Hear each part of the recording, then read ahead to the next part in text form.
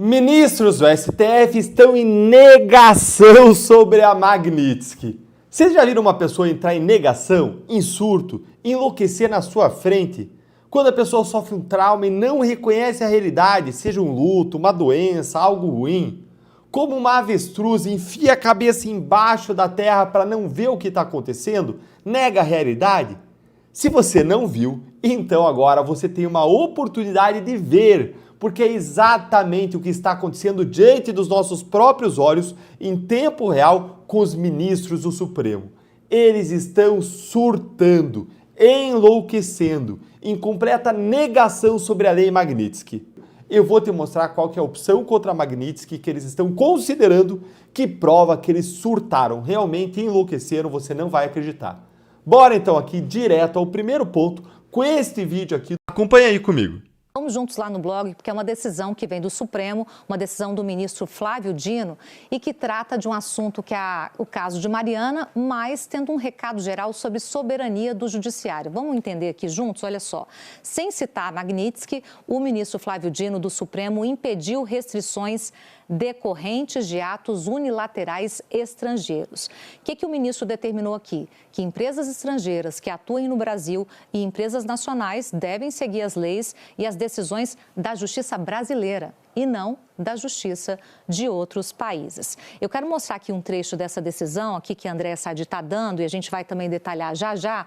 E aqui, ó, o trecho fala basicamente sobre o seguinte, que é uma ação movida pelo IBRAM, que é o Instituto Brasileiro de Mineração, e o IBRAM pedia análise sobre ações e movimentadas e acordos feitos por municípios brasileiros em tribunais de outros países, como a Inglaterra. E aí, Flávio Dino é bastante claro ao dizer que aqui no Brasil valem as leis brasileiras, inclusive em casos em que há ações movimentadas em outros países. Ele fala, ficam vedadas, ou seja, proibidas, imposições, restrições de direitos ou instrumentos de coerção executados por pessoas jurídicas constituídos sob as leis brasileiras e que tenham sua sede e administração no país, bem como as que tenham filial ou qualquer atividade profissional, comercial ou intermediação no mercado brasileiro, decorrentes de determinações constantes em atos unilaterais estrangeiros. O ministro Alexandre de Moraes foi sancionado pelos Estados Unidos. O STF disse que irá ignorar as sanções. Gilmar Mendes declarou que o STF seguirá firme. Mas e se o governo brasileiro orientar os bancos a descumprirem a lei Magnitsky? Eu sou Dória Aragão e hoje vou explicar algo que pode desencadear a maior crise financeira da história do Brasil. O que acontece quando um país desafia diretamente o sistema de sanções americanos? Vou mostrar os mecanismos de retaliação que os Estados Unidos têm à disposição, os precedentes históricos e por que essa decisão pode transformar o Brasil profundamente. Fiquem até o final, porque isso pode afetar cada real na conta de vocês. Em 1º de agosto de 2025, algo inédito aconteceu na política brasileira. Pela primeira vez na história, o ministro do STF foi sancionado pelos Estados Unidos sob a lei Magnitsky. A reação foi imediata e desafiadora. Alexandre de Moraes declarou: o STF irá ignorar as sanções praticadas. Este relator irá ignorar as sanções praticadas e continuará trabalhando. Gilmar Mendes foi ainda mais longe. O STF não se intimidará diante das ameaças dos Estados Unidos e disse que a independência do poder judiciário brasileiro é um valor inegociável. O que vimos foi uma blindagem institucional completa. Luiz Barroso, presidente do STF, disse que a corte seguirá firme no cumprimento de suas funções. Flávio Dino declarou total apoio. O próprio STF emitiu nota institucional defendendo Moraes. Até o Procurador-Geral da República, Paulo Gonet, e o Advogado-Geral da União, Jorge Messias, saíram em defesa. É uma solidariedade institucional que pode ter um preço financeiro devastador. Agora, imagine se o governo Lula, pressionado pela blindagem do STF, decida ir além das palavras. Imagine que obrigue os bancos brasileiros a descumprirem as sanções, que instrua o Banco Central a não colaborar com os bloqueios de ativos. Imagine que o Brasil oficialmente declare: não reconhecemos a lei Magnitsky dentro do território nacional. Bancos brasileiros não cumprirão essas determinações. Isso não é ficção, é exatamente o que alguns países já tentaram fazer. E eu vou te mostrar exatamente o que aconteceu com eles. Quando o país desafia as sanções primárias da lei Magnitsky, os americanos ativam algo que é chamado de Protocolo de Destruição Total. É uma segunda linha de ataque criada especificamente para quebrar países rebeldes. É como se fosse uma guerra em duas frentes. Primeiro, eles atacam a pessoa sancionada. Depois, atacam quem protege essa pessoa. E o Brasil inteiro pode acabar virando alvo disso. Vou explicar explicar cada uma das armas dessa máquina de guerra financeira. A primeira arma são as sanções setoriais contra o sistema bancário brasileiro. É como se os americanos cortassem todas as artérias que ligam o Brasil ao sistema financeiro mundial. O mecanismo funciona assim: eles criam uma lista negra secundária. Se bancos brasileiros conscientemente descumprirem sanções do Magnitsky, entram automaticamente nessa lista. E aqui está o truque perverso: não precisam sancionar todos os bancos, basta sancionar 2 ou 3 bancos. Imaginem o Banco do Brasil sendo incluído na SDN list. Resultado: o banco não pode fazer mais correspondent banking com qualquer banco americano, não pode processar pagamentos em dólares, não pode participar de financiamentos de comércio exterior. Mas a coisa fica ainda pior. Por causa da regra de contaminação, qualquer banco brasileiro que fizer negócios com o Banco do Brasil sancionado também fica sob suspeita. É como uma doença que se espalha pelo sistema inteiro. 48 horas, todos os grandes bancos brasileiros estariam isolados. Itaú, Bradesco, Santander, todos cortados do sistema financeiro global. É a morte clínica do sistema bancário nacional. Protocolo de escalada automática. Aqui está o que torna essa arma tão terrível. Ela tem escala automática. Os americanos criaram um protocolo que funciona como uma máquina de guerra sem piloto. No dia 1, o primeiro banco é sancionado. No dia 3, bancos correspondentes americanos cortam relação. No dia 7, sistemas de pagamentos internacionais bloqueiam transações. No dia 15, bancos europeus cortam relações por medo de contaminação. No dia 30, o sistema bancário brasileiro está completamente isolado. É uma máquina que funciona sozinha, não precisam de nova decisão política. Tudo acontece automaticamente. E aí entra um efeito dominó tecnológico, o apagão digital. A segunda onda de ataques vem pelas empresas de tecnologia. E aqui está onde a coisa fica verdadeiramente aterrorizante. Amazon Web Services hospeda 60% da infraestrutura digital dos bancos brasileiros. Microsoft fornece sistemas operacionais para quase todos eles. Oracle roda base de dados. Cisco conecta as redes. VMware virtualiza todos os servidores. Quando um país é marcado como não compliance com sanções, essas empresas entram em pânico total. Não porque odeiam o Brasil, porque tem terror de perder acesso ao mercado americano. A Amazon fatura 500 bilhões de dólares por ano, sendo que 70% disso vem dos Estados Unidos. Ela não vai arriscar esse negócio para proteger alguns bancos brasileiros. É uma matemática simples. Vou descrever exatamente como seria o apagão tecnológico. Na semana 1, o serviço de hospedagem da Amazon anuncia revisão de compliance, que é um eufemismo para vamos ter que cortar vocês. Bancos brasileiros têm 30 dias para migrar de servidores. Na semana 2, a Microsoft cancela as licenças de Windows Server. A Oracle bloqueia atualizações de segurança e a Cisco para com suporte técnico. Na semana 3, a Google bloqueia as APIs de pagamento. A Apple remove os aplicativos bancários dos sistemas da App Store. Samsung Pay para de funcionar. Na semana 4, toda a infraestrutura tecnológica dos bancos brasileiros está em colapso. Até o Pix pode parar de funcionar com isso. Cartões de crédito, então, nem se fala, quase todos de bandeira americana. A Internet Bank completamente sai do ar. É como se alguém desligasse a eletricidade de todo o sistema financeiro nacional simultaneamente. A segunda arma poderosa é o sequestro das reservas internacionais brasileiras. E aqui vem uma informação que vai chocar vocês. O Brasil tem 370 bilhões de dólares em reserva. Sabem onde 280 bilhões estão guardados? Em bancos americanos, europeus e treasuries do governo americano. É como guardar suas economias justamente na casa do inimigo. Os americanos não chamam isso de confisco. Eles usam termos técnicos: investigação de compliance, revisão de origem de fundos, auditoria de antilavagem, mas o resultado é o mesmo: o dinheiro fica totalmente congelado. O processo funciona mais ou menos assim. O Treasury Department, o Departamento do Tesouro, abre uma investigação administrativa sobre as reservas brasileiras. Alegam suspeita de que o dinheiro pode ser usado para facilitar violações das sanções aplicadas pela Lei Magnitsky. Durante a investigação, que pode durar anos, as reservas ficam totalmente bloqueadas. O Brasil não consegue acessá-las. Não consegue vender os títulos do Tesouro Americano que possui. Não consegue movimentar qualquer tipo de depósito. É como se o Brasil acordasse um dia e descobrisse que 75% das suas reservas internacionais viraram papel de parede. Do dia para a noite, o país fica sem capacidade de defender a sua moeda. A terceira arma, a desconexão do sistema SWIFT, é a arma nuclear do sistema financeiro internacional. SWIFT não é americano, ele é belga, na verdade, mas está totalmente dominado pelos americanos. Ele tem poder de veto sobre qualquer tipo de decisão, e quando os americanos pressionam, os europeus sempre cedem. O processo tem 3 fases. Primeiro, fazem a ameaça. SWIFT está revisando a participação de bancos brasileiros devido a violações de compliance de sanções. É um tiro de advertência. Bancos internacionais ficam apavorados, começam voluntariamente a reduzir transações com o Brasil. É como se o Brasil começasse a ficar com lepra financeira. Segundo, começam o isolamento seletivo. Bancos brasileiros ainda podem usar o SWIFT, mas com muitas restrições. Transações começam a demorar muito mais do que o tempo normal. normal e os custos ficam ainda maiores para as transações vindas do Brasil. É como se transformassem todas as autoestradas em estradas de terra e completamente esburacadas. Você ainda consegue chegar no seu destino, mas vai demorar 3, 4 vezes mais tempo, além de custar muito mais caro. E o terceiro, se o Brasil continuar resistindo à desconexão total, bancos brasileiros são simplesmente expulsos do sistema SWIFT. Resultado, o Brasil vira uma ilha financeira sem poder negociar com qualquer lugar do mundo. Não consegue receber pagamentos de exportações, não consegue pagar importações realizadas. O comércio internacional brasileiro para completamente, entrando em total colapso. A quarta arma, transformar commodities brasileiras em produtos tóxicos. É uma arma de destruição massiva econômica. O Brasil exporta 280 bilhões de dólares por ano. 65% são commodities. Soja, milho, café, minério de ferro, petróleo. Imaginem se esses produtos virassem radioativos comercialmente. Ou seja, ninguém poderia comprar do Brasil sem sofrer algum tipo de sanção dos Estados Unidos. Os americanos criam o que chamam de lista de contaminação comercial. Qualquer empresa que comprar commodities brasileiras, enquanto o Brasil proteger sancionados pela lei Magnitsky, pode ser também sancionada. É uma estratégia de terror psicológico. Eles não precisam sancionar todas as empresas. Basta sancionar 2 ou 3 grandes, como exemplo que todas as demais irão seguir. Imagine que sancionem as americanas Cargill e Youngster Daniels Midland por comprarem soja brasileiro, que são grandes compradores. No dia seguinte, todas as outras trade companies param de comprar com medo de também serem sancionadas. É como se criassem uma epidemia de medo no mercado de commodities. O Brasil vira pária comercial do dia para a noite. A quinta arma, uma que pouca gente conhece, mas é devastadora. Pressão sobre as seguradoras internacionais. Todo comércio internacional depende de seguros. Navio carregando soja precisa de um seguro marítimo. Avião carregando café vai precisar de seguro de carga também. Até a refinaria de petróleo precisa de seguro de responsabilidade civil. E 95% das seguradoras internacionais são americanas ou europeias. A Lloyd's de Londres, a AIG, a Zurich, Allianz. Quando americanos pressionam, elas param de segurar cargas brasileiras. Resultado, navios param de sair dos portos brasileiros. Aviões param de carregar produtos brasileiros. É como se o Brasil fosse declarado não segurável. O olho que tudo vê. E aqui está o ponto mais aterrorizante. Os americanos têm tecnologia para detectar qualquer tentativa de burlar essas sanções em tempo real. Eles criaram algo que chamam de Matrix financeira. É um sistema de inteligência artificial que monitora trilhões de transações globalmente, 24 horas por dia. Cada transferência bancária gera 200 pontos de dados. Origem, destino, valor, horário, tipo da moeda, bancos intermediários, código SWIFT, até localização geográfica dos dispositivos usados. Inteligência artificial processa esses dados em tempo real. Machine Learning identifica padrões suspeitos. Se você transferir dinheiro para alguém sancionado usando um banco intermediário lá em Singapura, eles detectam em apenas 30 segundos. Mas vai além da tecnologia. Eles criaram uma rede de informantes digitais. Exchanges de criptomoedas, por exemplo, reportam transações suspeitas. Fintechs vão compartilhar dados de compliance e até empresas de cartão de crédito também viram espiões. É como se cada transação financeira no mundo fosse monitorada por um exército de algoritmos e também de delatores digitais. Para entender o poder dessa arma, veja o que fizeram com a Rússia em 2022. Em 72 horas, destruíram a economia russa. No dia 1, sancionaram os bancos russos. No dia 2, cortaram o acesso ao SWIFT. No dia 3, congelaram 300 bilhões em reservas do Banco Central Russo. Resultado? O rublo desvalorizou 50% em uma semana. A inflação disparou 20%. O PIB do país contraiu 8% só no primeiro ano. E aqui está o detalhe principal. A Rússia teve 15 anos para se preparar para essas sanções. Criou sistemas alternativos, acumulou ouro, fez parcerias com a China e, mesmo assim, a economia russa foi praticamente devastada. Vou dar exemplos mais detalhados de países que desafiaram o sistema americano. O caso do Irã, a lição de resistência. Entre 2010 e 2018, o Irã tentou resistir às sanções nucleares, criou um sistema bancário alternativo, usou permuta de mercadorias e até criou uma moeda digital própria. Os americanos responderam com sanções secundárias massivas, cortaram qualquer empresa que fizesse negócio com o Irã do sistema financeiro americano. O resultado veio em números. O PIB iraniano caiu 25% em 5 anos. A moeda se desvalorizou 90%. As importações caíram 80%. O país quase entrou em um colapso social. Só em 2018, o Irã capitulou e aceitou negociar um acordo nuclear. Mesmo assim, muitas sanções continuam até hoje. Outro caso da Venezuela, uma morte lenta. Venezuela tentou proteger funcionários sancionados usando bancos privados e empresas estatais. Os americanos escalaram gradualmente. Primeiro sancionaram Maduro, depois ministros, depois toda a PDVSA, que é a principal estatal petroleira da Venezuela, além do Banco Central e finalmente toda a economia venezuelana. O resultado disso é mais do que conhecido, né? O PIB venezuelano caiu 75% em 8 anos. A hiperinflação destruiu destruiu a moeda. 7,5 milhões de venezuelanos deixaram o país, o que é 25% de toda a população. A Venezuela hoje é um cadáver econômico. Hoje produz apenas 10% da sua capacidade, o que antes eram 3 milhões de barris de petróleo por dia, hoje são apenas 300 mil. Já o caso da Coreia do Norte, um isolamento eterno. A Coreia do Norte criou um sistema financeiro paralelo, mais sofisticado que existe. Bancos em Macau, empresas fantasmas em Hong Kong, até hackers cibernéticos para roubar dinheiro. Americanos simplesmente declararam: qualquer banco que toque em dinheiro norte-coreano será banido do sistema americano. Resultado: isolamento financeiro total há mais de 20 anos. O país só sobrevive porque China viola as sanções secretamente. Mesmo assim, a economia está em colapso permanente. A lição desses casos é clara: não importa quais alternativas você crie. Se os americanos decidirem te quebrar financeiramente, eles vão conseguir. O sistema financeiro global é como uma teia de aranha gigante e os americanos estão no centro dela. Qualquer vibração na teia, eles vão sentir. Qualquer movimento suspeito, eles vão atacar. O Brasil está completamente vulnerável. Mais vulnerável que o Irã, mais vulnerável que a Venezuela e mais vulnerável que até mesmo a própria Rússia. Isso porque a nossa economia é totalmente integrada ao sistema americano. Agora, vou simular exatamente o que aconteceria se o Brasil desafiasse as sanções Magnitsky. É um exercício de análise de risco que todo brasileiro precisa entender. Primeira semana, os americanos enviariam um ultimato formal. O Brasil tem 7 dias para instruir seus bancos a cumprirem as sanções contra Alexandre de Moraes ou enfrentará sanções secundárias. O governo brasileiro responde: não reconhecemos autoridade americana sobre nosso sistema judiciário. Os bancos brasileiros não cumprirão essas sanções. Wall Street Journal, Financial Times, Bloomberg começam cobertura 24 horas desse evento. Investidores internacionais entrariam em pânico imediato. O risco do país dispara. Na semana seguinte, as primeiras retaliações começam. Primeira onda de sanções secundárias. 3 bancos americanos cortam o sistema de correspondent banking com o Banco do Brasil, Bradesco e Itaú, os maiores do país. Resultado imediato disso, o dólar salta de 5,50 para 7 dólares em uma semana apenas. A bolsa despenca praticamente uns 30% e a fuga de capital supera os 20 bilhões de dólares. Empresas começam a cancelar importações aos montes, não conseguem mais obter cartas de crédito, por exemplo. Os portos param de receber navios que dependem de financiamento internacional. Na terceira semana, as empresas de tecnologia entram no jogo. Microsoft avisa que vai cancelar licenças de bancos brasileiros em 30 dias. Amazon suspende novos contratos com bancos brasileiros. Google bloqueia sistemas. Agora, vou explicar algo que nenhum político quer te falar. O preço humano real que os brasileiros pagariam se o governo decidisse proteger Alexandre de Moraes. Não é sobre economia abstrata não, tá? É sobre vida e morte. O primeiro impacto seria uma catástrofe sanitária sem precedentes. Eu vou te explicar por quê, não é exagero. E aqui está um dado que vai chocar vocês. O Brasil importa 95% dos ingredientes farmacêuticos ativos. Significa que 95% dos medicamentos vendidos no Brasil dependem de importações. Insulina para diabéticos, quimioterapia para pacientes de câncer, medicamentos para HIV ou remédios psiquiátricos. Sem acesso ao sistema financeiro internacional, laboratórios estrangeiros param de aceitar pagamentos brasileiros. É como se cortassem o oxigênio de um sistema de saúde nacional inteiro. Além disso, em relação a equipamentos médicos, seria ainda pior. O Brasil importa 80% dos equipamentos hospitalares. Marca-passos, desfibriladores, máquinas de hemodiálise, tomógrafos, respiradores. Imaginem hospitais com pacientes de UTI e os respiradores parando de funcionar porque não conseguem importar peças de reposição, por exemplo. Não conseguem pagar fornecedores estrangeiros. Cirurgias cardíacas canceladas porque não há como importar válvulas. Transplantes suspensos porque não há como pagar medicamentos anti-rejeição. Em 6 meses, teríamos uma crise humanitária comparável a uma guerra, praticamente. Milhares de mortes evitáveis por falta de medicamentos e equipamentos. Segundo impacto, a destruição do sistema alimentar brasileiro. E aqui um outro dado terrível. O Brasil importa 85% dos fertilizantes que usa. E sem fertilizantes, a produtividade agrícola despencaria pelo menos 60% em uma safra. Os preços dos alimentos disparariam. Arroz, feijão, carne, leite, tudo ficaria praticamente inacessível para a população mais carente do Brasil. Mas vai além da produção. O Brasil exporta 80 bilhões de dólares em produtos agrícolas por ano. Sem acesso ao sistema financeiro internacional, as exportações praticamente parariam. O resultado disso é que o agronegócio praticamente quebraria. Milhões de empregos rurais seriam perdidos, cidades do interior entrariam em colapso total por conta da economia ser dependente desse mercado. O terceiro impacto seria uma crise energética. O Brasil importa 70% do petróleo que refina aqui dentro. Importa 40% do gás natural que consome. Sem poder pagar fornecedores internacionais, as refinarias parariam. Os postos de combustíveis ficariam sem gasolina. Caminhões param de rodar. A distribuição de alimentos colapsa. Usinas termoelétricas ficariam sem gás. E isso causaria uma instabilidade no sistema elétrico. As indústrias param de produzir por falta de energia confiável dentro do país. É como se voltasse voltássemos lá no século XIX, economia baseada em carvão e lenha, desenvolvimento de décadas perdido em meses. O quarto impacto é que o Brasil vira um país isolado tecnologicamente. Sem Google, sem Microsoft, sem Amazon, sem Apple, as universidades perdem acesso a jornais científicos, pesquisadores ficam isolados da comunidade internacional. A medicina perde acesso a bases de dados médicas globais, empresas perdem acesso a softwares internacionais e bancos ficam sem sistema de segurança atualizados. Fintechs param de funcionar e estudantes não conseguem usar plataformas educacionais internacionais. O Brasil vira um país academicamente isolado, como a Coreia do Norte é, por exemplo. E, obviamente, um outro impacto é o êxodo massivo da classe média alta. Qualquer brasileiro que tenha condições financeiras tentará sair do país. Médicos, engenheiros, cientistas, empresários, todos tentando emigrar antes que seja tarde demais. É como se o cérebro do país fosse sugado para fora. Universidades ficam sem professores qualificados, hospitais sem médicos especialistas, empresas sem executivos competentes para liderá-las. Em 2 anos, o Brasil perderia 30% de sua população mais qualificada. É um genocídio intelectual isso. O sexto impacto seria a destruição do sistema previdenciário. Imagina fundos de pensão brasileiros que têm 50% de investimentos em títulos estrangeiros. Com essas aplicações congeladas, aposentadorias poderiam parar de ser pagas. É como se roubassem décadas de contribuições previdenciárias e idosos ficam totalmente desamparados, com famílias inteiras entrando em completo desespero. E aqui está o dilema moral que vai definir o futuro do Brasil. De um lado, proteger a independência de um ministro do STF. Do outro, proteger 220 milhões de brasileiros de uma catástrofe humanitária. De um lado, manter o orgulho nacional e do outro, evitar que milhares morram por falta de medicamentos importados, por exemplo. De um lado, resistir ao imperialismo americano e do outro, permitir que o Brasil continue negociando com todo o restante do mundo. A realidade é que a soberania é um luxo que países dependentes não podem pagar. E o Brasil é brutalmente dependente do sistema internacional. Não temos medicamentos próprios, não temos fertilizantes próprios, não temos tecnologia própria, não temos sistema financeiro independente. Somos um país com pretensões de potência, mas com a vulnerabilidade de um país subdesenvolvido. E essa contradição seria exposta de uma forma brutal. A realidade é brutal, mas precisa ser dita. O Brasil não tem condições de desafiar o sistema financeiro americano. A Lei Magnitsky não é apenas uma ferramenta jurídica, é uma arma geopolítica que pode destruir economias inteiras, como já fez antes. E o Brasil está totalmente vulnerável a ela. A verdadeira lição aqui não é sobre Alexandre de Moraes ou STF, é sobre poder real no mundo moderno. Poder real não está em constituições ou soberania formal, está no controle de sistema financeiro global. E esse controle está lá em Washington. O que vai acontecer nos próximos meses determinará não só o futuro de Alexandre de Moraes, mas o futuro da relação entre Brasil e Estados Unidos. Uma coisa é certa, a hora da inocência acabou. Autoridades brasileiras agora sabem que estão sujeitas ao escrutínio americano. E saiba, isso muda todo o jogo. Se você quer entender como essas pressões geopolíticas afetam sua vida, se inscreva no canal. Na próxima semana eu vou explicar como os outros países criaram sistemas financeiros alternativos e por que eles fracassaram. E deixa nos comentários, você acha que o Brasil deveria resistir ou ceder às pressões dos americanos? O debate está aberto, mas as consequências, elas são reais. No final das contas, estamos assistindo o maior teste de soberania nacional da história brasileira recente. E a conta desse teste pode ser paga por cada um de nós. Porque quando impérios financeiros entram em guerra, quem paga o preço acabam sendo os cidadãos comuns. Mais uma vez, quero agradecer pela sua companhia. Se você gostou, curte esse vídeo, compartilha com quem você acha que pode se interessar e não esquece de se inscrever no canal. Todo dia tem vídeo novo aqui para você saber tudo o que está acontecendo aqui nos Estados Unidos. Obrigado pela sua companhia. Até a próxima.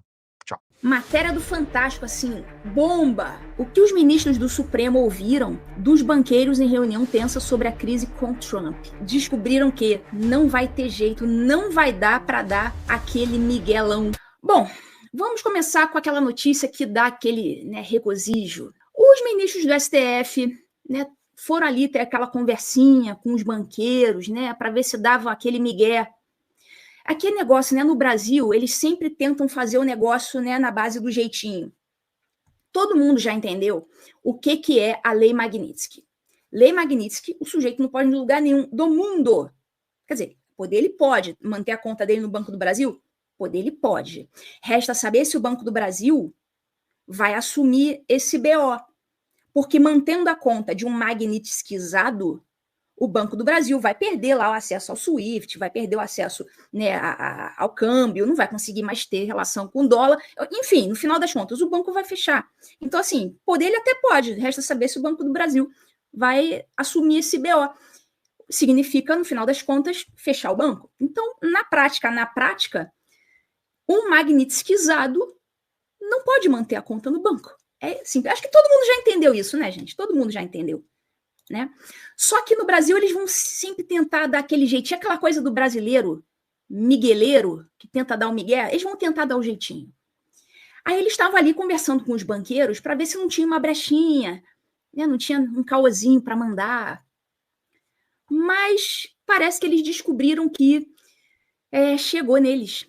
Chegou neles. Não tem muito o que fazer. Não vai ter muito o que fazer. Ó, o que os ministros do Supremo ouviram dos banqueiros em reunião tensa sobre a crise com Trump. Saiu aí na coluna da Malu Gaspar. E parece que nesse momento a ficha começou a cair, né? A ficha começou a cair. Ó, bastante preocupados com as sanções impostas por Donald Trump, os ministros do STF, Alexandre de Moraes, Gilmar Mendes e Zanin, tiveram uma reunião longa e tensa com um grupo de banqueiros sobre o alcance da lei Magnitsky e as sanções impostas por Trump ao Brasil. Além de André Esteves, do BTG, estavam também os representantes do Itaú, José Vita, do Santander, Alessandro Tomal, e o presidente da Federação Brasileira, quem tá mal é o Moraes, né? E o presidente da Federação Brasileira dos Bancos, Febraban, e o ex-presidente da Câmara, Rodrigo Maia. Olha, que fase! Ter que chamar o Rodrigo Maia, vulgo Nhonho, né? Ainda chamam ele desse apelido, vulgo Nhonho, para mediar crise Magnitsky. Olha, que fase! Que fase! Eu não queria estar na pele desses caras. Ter que chamar o Rodrigo Maia para intermediar. Isso é uma fase horrível que eles estão passando. Que hoje dirige a Confederação Nacional das Instituições Financeiras. Jorge Messias, ou Bessias, né, vulgo Bessias, ministro-chefe da AGU, também foi. Em uma atmosfera descrita por um dos participantes como cordial, mais tensa, é todo mundo assim, todo mundo educadinho, né, elegante, mas todo mundo ali naquela situação, né, não passa nem Wi-Fi. Todo mundo, né, apreensivo, o que vai acontecer aqui, né? Aquele risinho amarelo, né? Atmosfera cordial mais tensa, é todo mundo com aquele sorriso amarelo, todo mundo, tudo bem? Como é que você tá, o tapinha? Tem alguma notícia boa para dar para gente? Essa é a atmosfera cordial mais tensa, dada a preocupação dos ministros. Os banqueiros fizeram uma detalhada exposição sobre o impacto da Magnitsky e ficaram sabendo, por exemplo, que até para autorizar os PIX de seus clientes, os bancos fazem uma varredura automática via sistemas para checar se o cliente é ou não alvo da lei. Não tem muito jeito. Eles ali nessa reunião, em suma, eles descobriram que não vai ter jeito, não vai dar para dar aquele miguelão. Não vai rolar. Isso significa que mesmo que quisessem, ou mesmo que os bancos quisessem, eles não poderiam driblar os bloqueios. No momento, as sanções sobre Moraes não chegam a tal ponto. Eles estão achando, quer dizer, eles estão fingindo que a Magnitsky tem graus. O grau mais fraco da Magnitsky, o grau mediano ou o grau alto da Magnitsky. Não existe isso, que não chegou a tal ponto. Ele só não pode transacionar em dólar, mas em real ele pode. Eles ainda estão, pessoal, naquela negação, eles ainda não estão aceitando que isso aconteceu.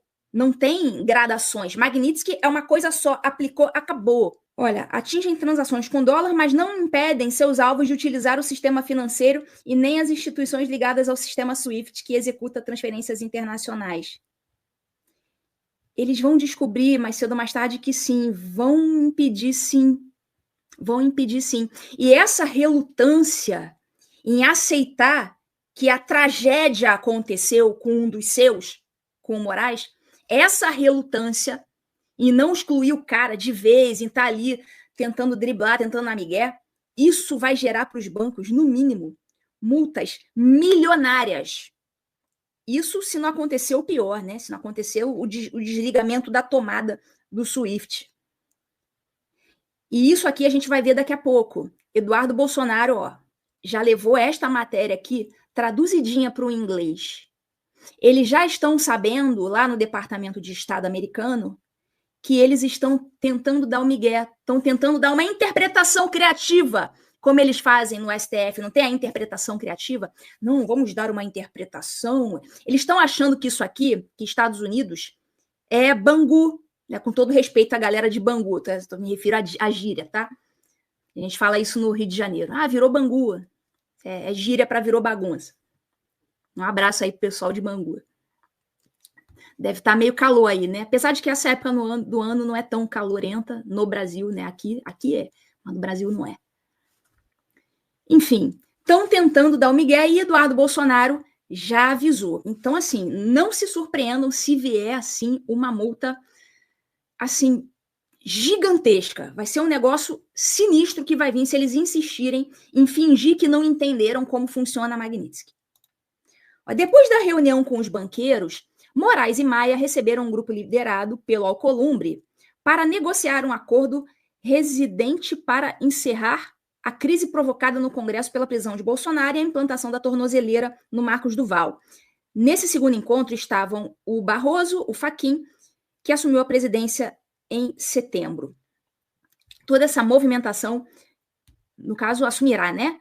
Toda essa movimentação mostra que o quanto o Supremo está incomodado e preocupado com a ofensiva de Trump e seus efeitos no Brasil, mesmo que em público façam ironias e procurem não passar recibo. Então, eles estão preocupadíssimos em não passar aquela imagem de que estão, né, com as perninhas trêmulas. Vou manter que eu pensei em negócio, pensei outra coisa, mas não vou falar para manter o decoro aqui no canal. Estão com, né, na mão, estão com as perninhas trêmulas. Certo? Eles não estão querendo passar recibo de que estão com medinho, mas estão. Isso está muito claro. Ontem de manhã, o Carlos Bolsonaro fez uma postagem e Eduardo Bolsonaro depois, né, repostou. Meio-dia 38 já foi notícia. Acho que pela notícia você entende o teor da postagem. Carlos e Eduardo Bolsonaro dizem que governadores de direita agem como ratos e oportunistas. A declaração é feita um dia após o lançamento de pré-candidatura de Zema. Carlos Bolsonaro diz que governadores da direita se comportam como ratos e recebe endosso de Eduardo. Publicação no Twitter, filho de Bolsonaro diz, sem citar nomes, que eles estão preocupados apenas com seus projetos pessoais e só querem herdar o espólio de Bolsonaro. E para não ficar, né, na notícia da imprensa, vamos na fonte primária, que é o quê? A postagem original. Aqui só vou mostrar, né? No perfil do Eduardo Bolsonaro, ele compartilhando aqui a postagem do Carlos, e tá aqui também, né, com compartilhamento, essa é a postagem na íntegra. Tentei até agora ser a pessoa mais paciente possível. Diante desses chamados governadores democráticos, mas os fatos todos os dias me provam que não há como levar nenhum desses sujeitos a sério. Enquanto Bolsonaro está preso, doente, sendo lentamente assassinado a cada dia que passa, Clezão está morto, Silveira à beira do colapso, Felipe Martins torturado diariamente, milhares de presos políticos sangrando a alma na cadeia, e os tais direitistas se calam. Porque isso está acontecendo todo dia.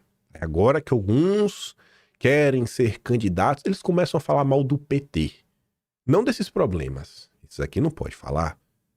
Não colocam de forma espontânea a destruição dos direitos humanos em pauta que transforma o Brasil numa Venezuela cristalinamente.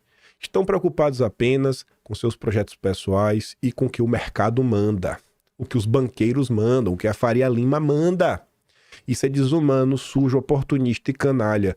Não existe outra forma de qualificar tais atitudes. Fingem que vão resolver algo, falam indulto para os perseguidos da falsa trama golpista, mas depois se escondem atrás da prudência e sofisticação técnica, lavam as mãos e seguem seus governos como se nada tivesse acontecido. Porque assim, uma coisa fala, não, vou fazer isso, daí tu fez o quê? Não fez nada. Ele só fez falar para a imprensa, que é para agradar o militante de rede social que quer lavar a alma, mas que pouco presta atenção nas ações concretas que não são feitas. Alegam ter feito sua parte, mas não passam de cúmplices covardes. E a verdade é dura. Todos vocês se comportam como ratos, sacrificam o povo pelo poder e não são em nada diferentes dos petistas que dizem combater. Limitam-se a gritar fora PT, mas não entregam liderança. não representam o coração do povo, querem apenas herdar o espólio de Bolsonaro, se encostando nele, de forma vergonhosa e patética. Isso é pueril, desumano e de uma falta de caráter indescritível. Não há como não sentir indignação diante desses sujeitos. Este é o desabafo de um brasileiro que sente vergonha daquilo que vocês tentam representar. Obviamente eu endosso aqui, mas 200%. Eu acho que até pegou leve. Né? Porque no privado aí todo mundo, acho que pensa... Todo mundo não, né? Mas muita gente pensa até pior. Diante aí dessa situação, quando eu estava pensando no Twitter, vi essa fala aqui da Ana Paula Henkel, eu acho que veio muito a calhar. Veja o que ela disse. Vou repetir, tá? Eu vou dizer mais uma vez sobre a normalização da barbárie, porque isso é mais uma barbárie, é mais uma inconstitucionalidade, é mais uma imoralidade, é mais uma ilegalidade. E aí, se o Paulo Figueiredo, o Eduardo Bolsonaro seguem fazendo o trabalho que estão fazendo em Washington, mostrando as vísceras do regime brasileiro, e aí, de repente, os americanos começam a receber aqui, não, mas olha só, esses aliados aqui do presidente Bolsonaro, eles estão com a vida normal, tá tudo normal. Um já lançou a candidatura, o outro está num jantar, o outro aqui, o outro ali, o outro dando prêmio pro carrasco do Supremo. Então, vocês precisam se decidir. Então, a normalização da barbárie não dá para a gente aceitar mais. Se nós queremos, no Brasil, ajudar o que Eduardo e Paulo estão fazendo em Washington, um trabalho muito detalhado, com muitas provas, com muitas evidências, com tudo que está acontecendo no Brasil, não dá para a gente fingir tocar a vida normal no Brasil como se nada, tudo estivesse normal. Não dá. Então, mais uma vez, não dá para a gente normalizar a barbárie mais. O julgamento do presidente Bolsonaro tá vindo aí, né? Mas aí vai para a Câmara e continua a vida normal, o Senado continua a vida normal. Não, agora que a cavalaria está de olho na barbárie no Brasil, na tirania do Brasil, nós temos que expor as vísceras do regime. Exatamente isso, né? O mundo tá olhando pro Brasil e, em vez de mostrar o que tá acontecendo, tem gente que tá fingindo normalidade. Eu vou até comentar logo aqui esse tweet do Saxida, antes de falar uma coisinha, que eu acho que vocês vão entender. Os governadores de oposição precisam interromper suas agendas, ir a Brasília e exigir a votação imediata da anistia. Acho que o Brasil tinha que estar parado já. O Brasil não pode continuar submetido a uma perseguição implacável. É inadmissível que abusos se perpetuem. Já não é possível fingir normalidade diante da situação atual do Brasil. Você já pensou se fosse a mãe de um desses governadores que tivesse sido presa injustamente? E aí já tem mais de ano presa. E aí o vereadorzinho, lá na casa dele, desesperado, porque a mãe dele, depois de mais de um ano presa, ele recebe a notícia que a mãe dele foi espancada. Como é que ele ia estar, né? Mas não é com ele. Mas não é isso que eu ia falar, não. É o seguinte, tem um pessoal que nas últimas horas, em especial o pessoal do Novo, falando assim, não, a gente só tá fazendo isso porque o próprio Bolsonaro falou pra gente que podemos lançar nossa candidatura. Quanto mais candidaturas, melhor. Vamos trazer para a vida real? Quantas vezes talvez você mesmo aí, um pai, mãe, avó, você estava precisando de alguma ajuda? Estava precisando de ajuda? Às vezes estava doente, uma sexta-noite, um sábado à noite, ou você realmente estava precisando de algo sério, mas seu filho, sobrinho, companheiro, marido, mulher, alguém que você gosta, queria fazer alguma coisa. E aí a pessoa tava naquela, né? Aí ela te vê naquele estado e pergunta, e aí? Poxa, tinha marcado pra sair, né? Aí você fala, não, pô, tá de boa, relaxa aí, pode ir. Pode ir, é que não pega nada. Você tá falando algo que você sabe que é a pura mentira, só pra pessoa não ficar preocupada, porque você quer que a pessoa, velho, Siga com a vida dela. Gente, olha tudo que tá acontecendo com o Bolsonaro. Aí Bolsonaro vai lá, pega o microfone e fala, ó, se uma coisa acontecer comigo, sigam lutando. Você quer que ele fale o quê? Quer que ele fale o quê? Pare tudo e venha me resgatar? É tipo isso? Até puxar o exemplo, né? Porque o pessoal falando de cultura. Pega aí, sei lá, um acervo gigantesco de diversos filmes. Quantos anos assistiram? O cara vai falar assim, cara, se salva, velho, sabe? Eu tô aqui no meio da artilharia, no meio da trincheira. Tenta você pelo menos se salvar. Aí o cara fala, não, velho. Mas eu não vou sair daqui sem tu, mas de jeito nenhum. Aí o cara fala, capaz de nós dois empacotar. E fala, então vai empacotar os dois. E botar o companheiro nas costas e sair carregando. Você tá entendendo? O caso aí dessa turma é aquele típico adolescente de 12 anos de idade que não consegue olhar, às vezes, pro pai, né? Tendo um piripaque. E eu falo, não, meu filho, vai, eu tô bem. Que você vê que claramente o cara não tá bem. E em vez de você ir lá falar pros seus amiguinhos, falou, galera, eu não vou colar com vocês hoje, não. Eu vou ficar com meu pai. Você vai lá das costas, vai pra balada, dançar funk e arrochar com as menininhas. É tipo isso. Sabe? É assim, é totalmente sem noção. Totalmente sem noção. Não estão nem aí pra nada. E a gente vai falar um pouco mais sobre isso. E a gente vai falar por causa disso. Dona Zélia, muito obrigado por postar esse vídeo. Eu não tô nem interessado no conteúdo desse vídeo, nem precisa ver. O que me pegou nesse vídeo é que quando a câmera vai passando e passa por esse frame, eu vi esse lindo rosto. E o nosso dossiê aconteceu por causa desse rapaz. Obrigado, Partido Novo, por dar destaque ao Thiago Mitraldi. Eu não sei como se pronuncia o sobrenome dele, eu tô pronunciando do jeito que escreve. Obrigado por colocarem e dar destaque ao Thiago Mitraldi. Assim as coisas ficam muito mais claras. Mas vamos lá.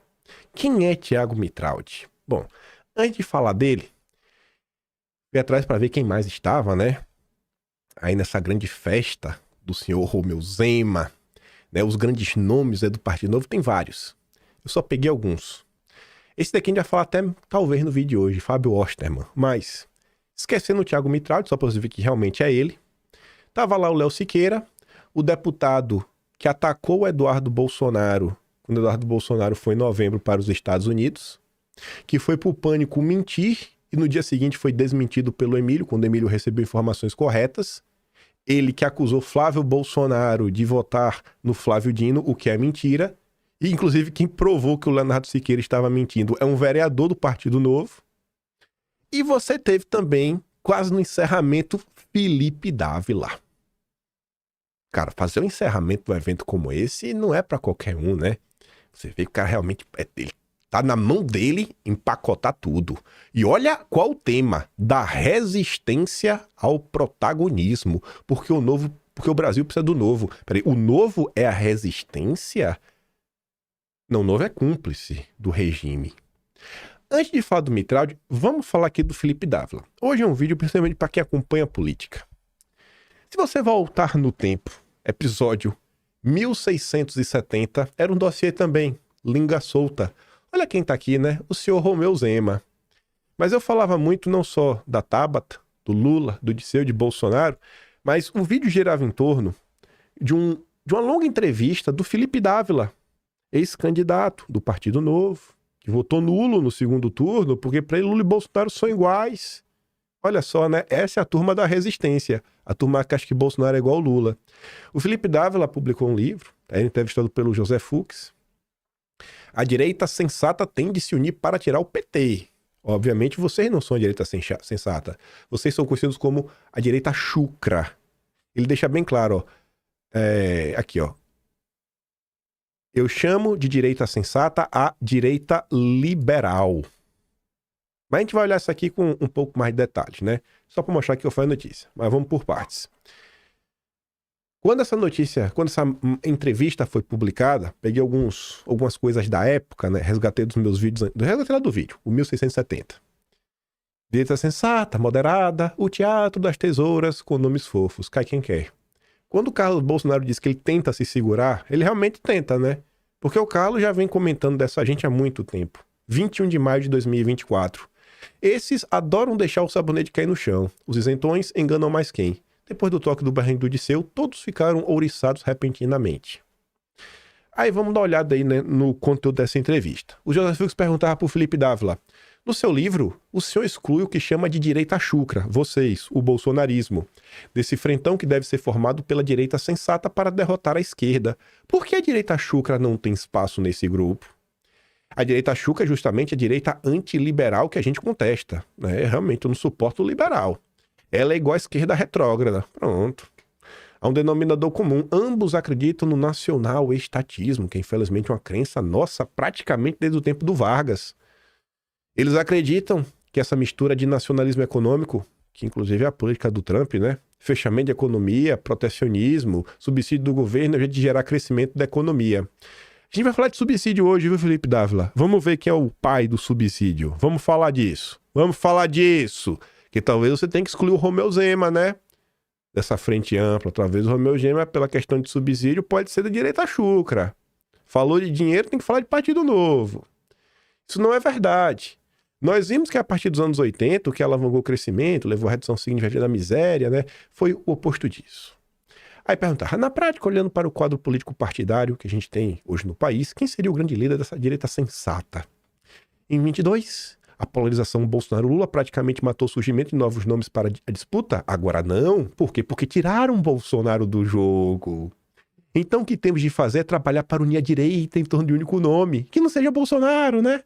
O grande trabalho que nós temos agora é unir esse nome. E, ao meu ver, a melhor forma de promover essa união é em torno de propostas. Como que?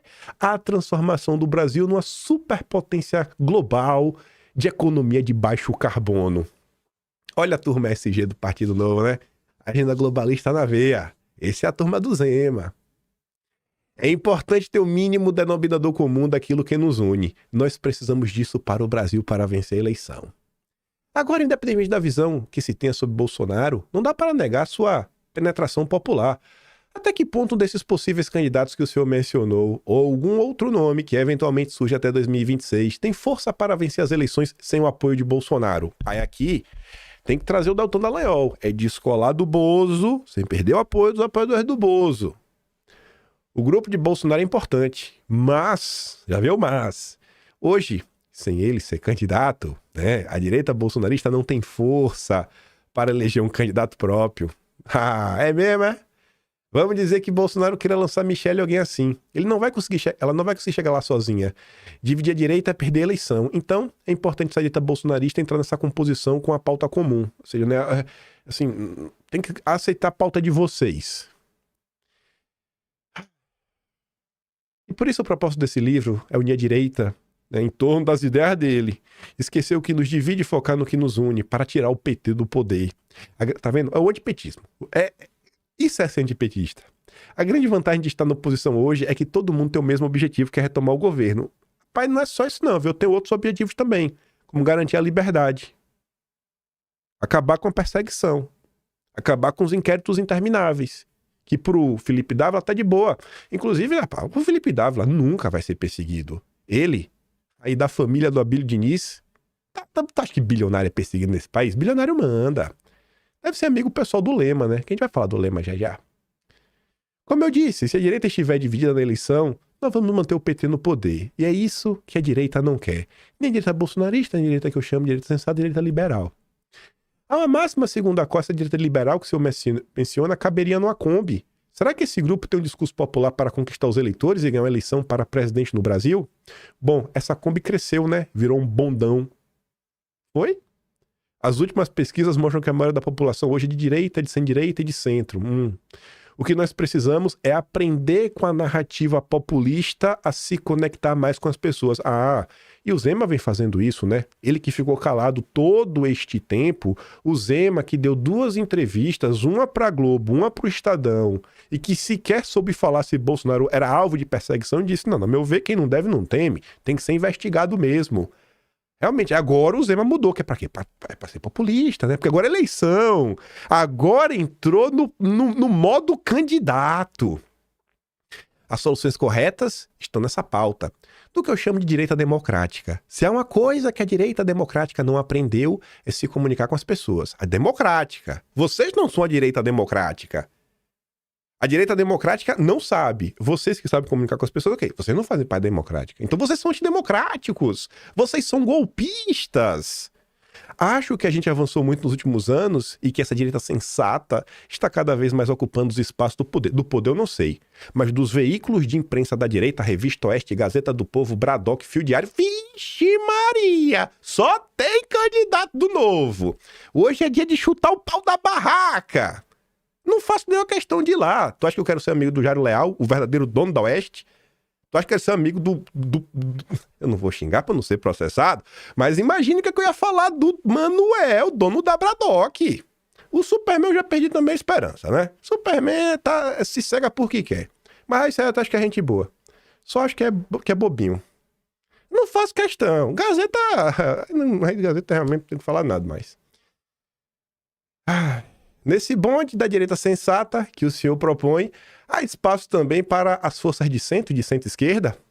Não tem espaço para vocês, mas cabem as pessoas sensatas da esquerda e da direita. O ponto principal, mais uma vez, é o seguinte: o que nos une. E o que une essa direita sensata é a necessidade imperiosa de vencer as eleições de 26 e tirar o PT do poder. É fora PT. Pronto, tá vendo aí? Se você for antipetista de esquerda, cole comigo. Eu digo no livro que tem uma esquerda inteligente. Que era qual? A antiga esquerda do PSDB, do FHC. Ah, meu Deus do céu, eu amo isso. Ele quebrou o monopólio da Petrobras, fez a privatização das telecomunicações da Vale, começou um programa importante de reforma nos anos 90. A gente falou isso nessa semana, dossiê histórico, né? Ai, o pai da perestroika brasileira. O pai da destruição nacional. Tem exemplo pior? O grande membro do diálogo interamericano, alçado ao poder pela Fundação Ford, dinheiro enfiado pelo Peter Bell, fundou o Sebrap com Celso Laffer, na raiz das famílias golpistas do Brasil. Meu Deus do céu, esse é o exemplo do Felipe Dávila. Mas vamos falar de quem realmente importa. Aqui é só pra gente começar, para começar a gritaria já. Thiago Mitraldi. Quem é? De onde veio esse rapaz? E por que te chamou tanto a minha atenção? Bom, isso aqui foi uma coisa que eu postei ontem. Eduardo Bolsonaro até chegou a compartilhar, né? Como você pode ver. Eu falei o seguinte: por que Zema colocou em cima do palco e deu amplo destaque para o Thiago Mitraldi durante o lançamento de sua candidatura? Como a direita pode ter tanto trouxa, doido para tomar um pé na bunda e chorar porque foi traído? Esse vídeo tem 2 anos, canal My News. Thiago Mitraldi, o Partido Novo jamais apoiou ou apoiará Bolsonaro. E aí? E aí, Chiquini? Jeffrey Chiquini, Sebastião Coelho. E aí? Até quando vão meter o argumento, eu não sabia disso? Tá feio, né? Tá feio. Aí eu vou pegar mais algumas notícias. Mas aqui a gente tá começando pelas leves. Candidato a vice pelo Novo contraria a ala bolsonarista e irá votar nulo. Foi vice do Dávila, votou nulo, concedeu entrevista pro blog do Noblar. Aí você vê, né? E o senhor tem seu voto definido? Fez sua escolha? Ele não é que ele votou nulo em 2022, não. Vou repetir o voto de 2018 e votarei nulo. Anulou o voto em Bolsonaro em 2018, anulou o voto em Bolsonaro em 2022. Mas essa é a turma que é da resistência, que vai salvar o país. E aí, Chiquini, como é que tu aceitou, Chiquini, dividir o palco, irmão? Tu que é o brabo, tu que não baixa a cabeça nem pra Alexandre de Moraes. Rapaz, a coleirinha do Deltan, tu não vestiu não, né? Tu não me diz isso. Thiago Mitraldi declara apoio ao impeachment de Bolsonaro. Eita, e agora, rapaz, que tem a foto dele? Cadê a Carol Esponza? Do portal Cláudio Dantas. O Cláudio Dantas é o portal oficial do Novo. Cadê? Pra falar que não, que era na época do Amoedo. Uai, aqui já era o Eduardo Ribeiro, hein? E aí, rapaz? Eita, rapaz. Eita.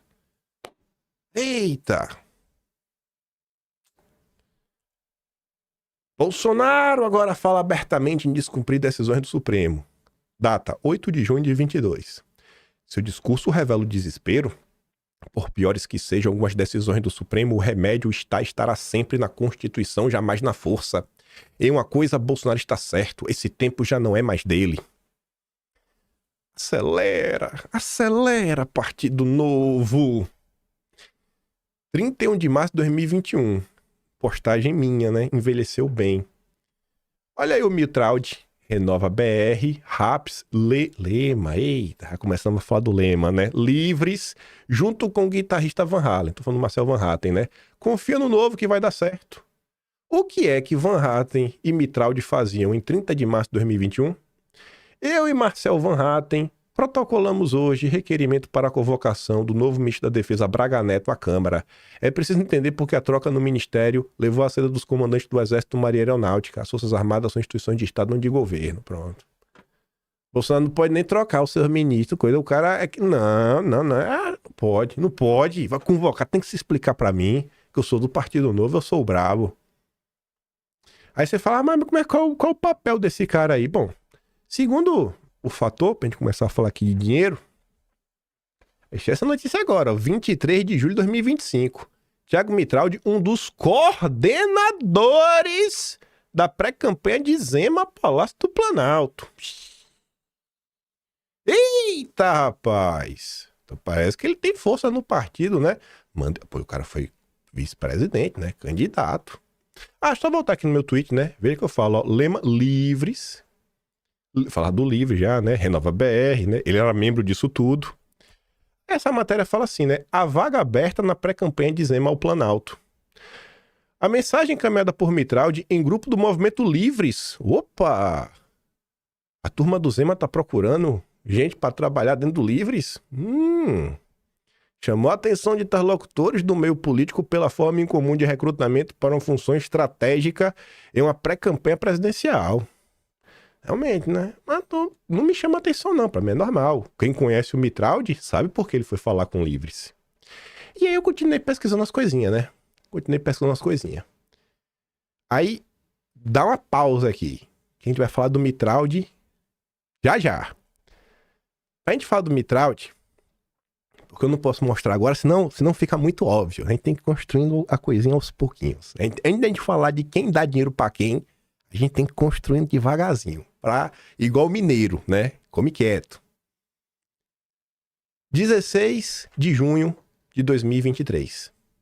Lei do governo Bolsonaro impede Zema de conceder benefício a locadoras.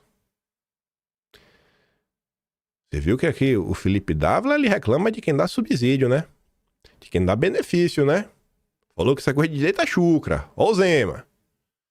A atuação do governo Zema em favor da aprovação na Assembleia Legislativa de Minas da lei que reduz a alíquota de PVA de locadoras de veículos quando elas revendem seus automóveis pode colocar o Estado na mira do Ministério Público de Minas e do Tribunal de Contas. Isso porque a medida patrocinada pelo governador altera a lei atual para conceder ao setor um benefício fiscal, prática proibida quando a despesa corrente do governo é superior a 95% das receitas correntes. Veja que essa turma fala, né, de, austeridade fiscal, responsabilidade fiscal, corte de gasto. Tem uma lei que é o seguinte, irmão, se tu já gasta 95% do que tu ganha, tu não pode aumentar, tu não pode dar benefício. Tu não pode dar benefício. Essa lei foi criada onde? No governo do Bolsonaro, né? A direita chucra. A Zema queria dar um signal no Bolsonaro. Zema, eu adoro liberalismo.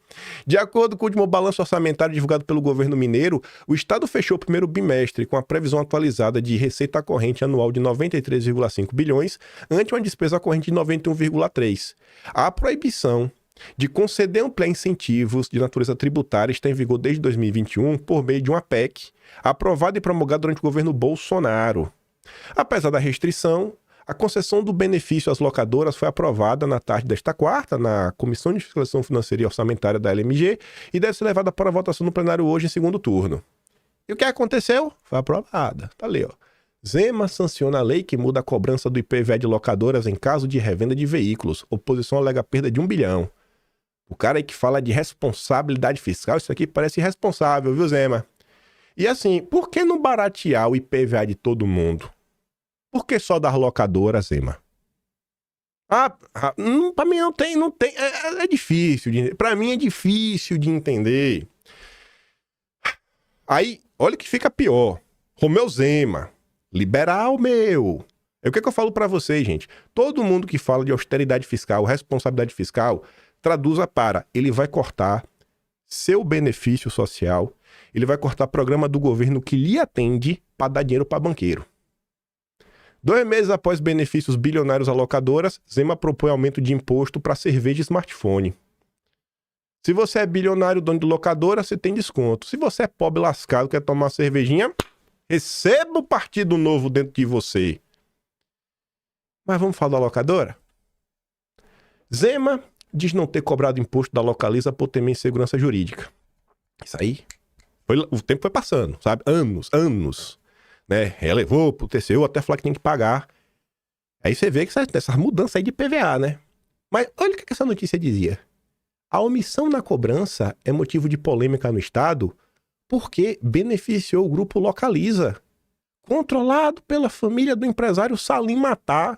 Sócios da empresa bancaram 28% dos gastos eleitorais de Zema na campanha de 22. Zema! Como é que você age irresponsavelmente em termos fiscais e abre margem para as pessoas falarem que você está ajudando quem lhe financia, Zema? Você não entende narrativas? Nós sabemos que você é honesto, nós sabemos que você jamais ajudaria um amigo e um financiador. Não faça isso, Zema, mas tem que ser esperto, irmão. Falta ali um marqueteiro. Ou talvez falta alguém que coloque uma coleirinha nos jornais da direita para não falar sobre isso. Porque o seu voto tá na direita. Ah, meu Deus! E o Thiago Mitraldi, hein? Bom, olha isso aqui. Quando Salim Matar saiu do governo, assim como foi a saída do Moro e tudo mais, os liberais sempre tentavam derrubar o governo Bolsonaro. E lá estava Thiago Mitraldi, 11 de agosto de 2020, dia do estudante. A agenda liberal segue o mesmo caminho da agenda anticorrupção. Quem acredita em país com menos Estado, com menos corrupção, vê que não tem espaço neste governo com esse presidente. Bolsonaro não luta contra a corrupção. Obrigado, Ebel e Salim, por todo o empenho. Aí eu perguntava, ó data, 12 de agosto de 2020. Será que os 100 mil reais que Salim Matar deu para Thiago Mitraldi ajudou nesse tweet? Mitraldi do Livres. Grupo que, aí aqui já deu um spoiler, tentou caçar o mandato de Eduardo Bolsonaro. Renova Raps e recebeu uma boa ajuda para a campanha do Rubens Menin, dono da CNN. Será que o Rubens Menin vai aparecer no contexto do Renova BR? Não sei. Talvez. Sim, né? Óbvio. Confia no pai. A saída de Salim Matar não é crise no governo. Avisei mais cedo. Olha lá, ó. 100 mil. Aqui é o print oficial, né, do site TSE. Eu adoro responsabilidade. Falou responsabilidade fiscal, pode meter na cela. Mete na cela. Vá por mim e jogue a chave fora. Falou austeridade fiscal, jogue numa cela. E tranque e joga a chave fora. Eu tô sempre... Eu tô assim, o GPT é o meu gabinete do ódio agora. Tudo eu vou lá perguntar agora. Eu vi essa PEC, né, fiquei interessado. Essa história que Bolsonaro fez para conter gastos. Ô GPT... Podia me falar aí, irmão, da PEC 109, aprovada no governo Bolsonaro para barrar ampliação de benefícios fiscais? Ele falou, ó, essa PEC aí, pô, foi aprovada em 2021, durante o governo Bolsonaro, visava estabelecer medidas de ajuste fiscal para enfrentar a crise econômica gerada pelo Fique em Casa. Uma das principais inovações foi a introdução de mecanismos para limitar os gastos tributários, ou seja, renúncias fiscais, com o objetivo de controlar o crescimento dessas despesas e promover um maior equilíbrio fiscal. Aí tava lá, né? Objetivos principais. Limitação de gastos tributários. Estabelecer um cronograma para a redução das renúncias fiscais da União, com o objetivo de limitá-las a 2% do PIB até 2030. Essa medida buscava controlar o crescimento de isenção e incentivos, concedidos sem avaliação de impacto. O cara dá dinheiro sem nem saber qual vai ser o impacto disso.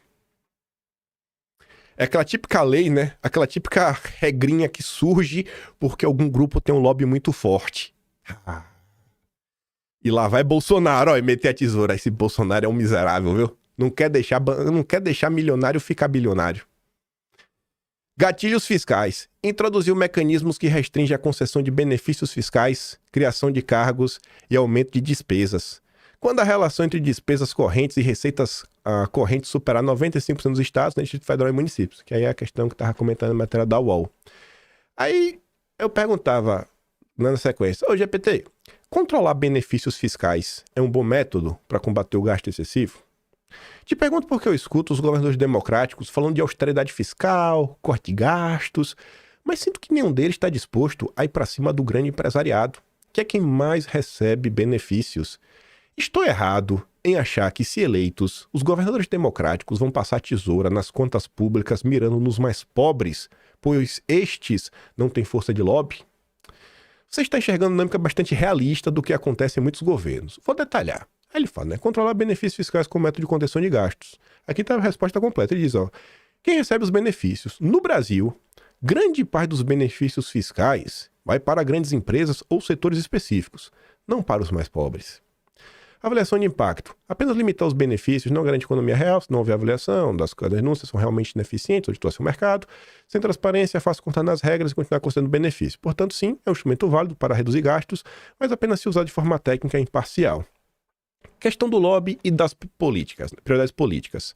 Você tem razão em desconfiar da retórica de austeridade fiscal de certos políticos. Historicamente, muitas vezes, cortes acontecem sobre programas sociais ou salários públicos, porque são mais visíveis e politicamente aceitáveis. Corta do pobre. Pobre não liga.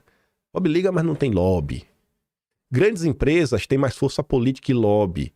Elas podem pressionar por manutenção, ampliação de benefícios fiscais, enquanto a população mais pobre dificilmente tem voz semelhante.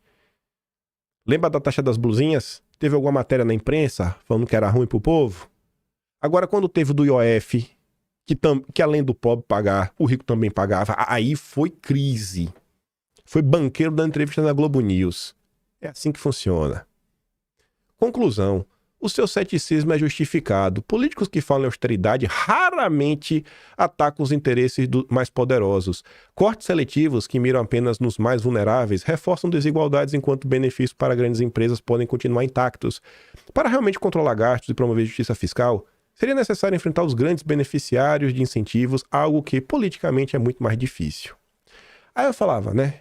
Os governadores democráticos, que são pré-candidatos à presidência, Zema, Caiado, Tarcísio, Ratinho Júnior, Eduardo Leite, eles já foram para cima dos poderosos?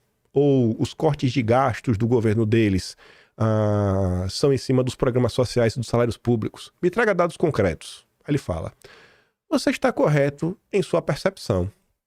Muitos governadores que se autodenominam democráticos têm adotado políticas de austeridade fiscal que frequentemente impactam mais os programas sociais e os servidores públicos do que os grandes beneficiários de incentivos fiscais. Aí ele estava lá, né? O Zema cortou 26,1 bi, né? Anunciou corte no orçamento estadual, com despesa com o pessoal, encargo social, emendas parlamentares, dívida pública.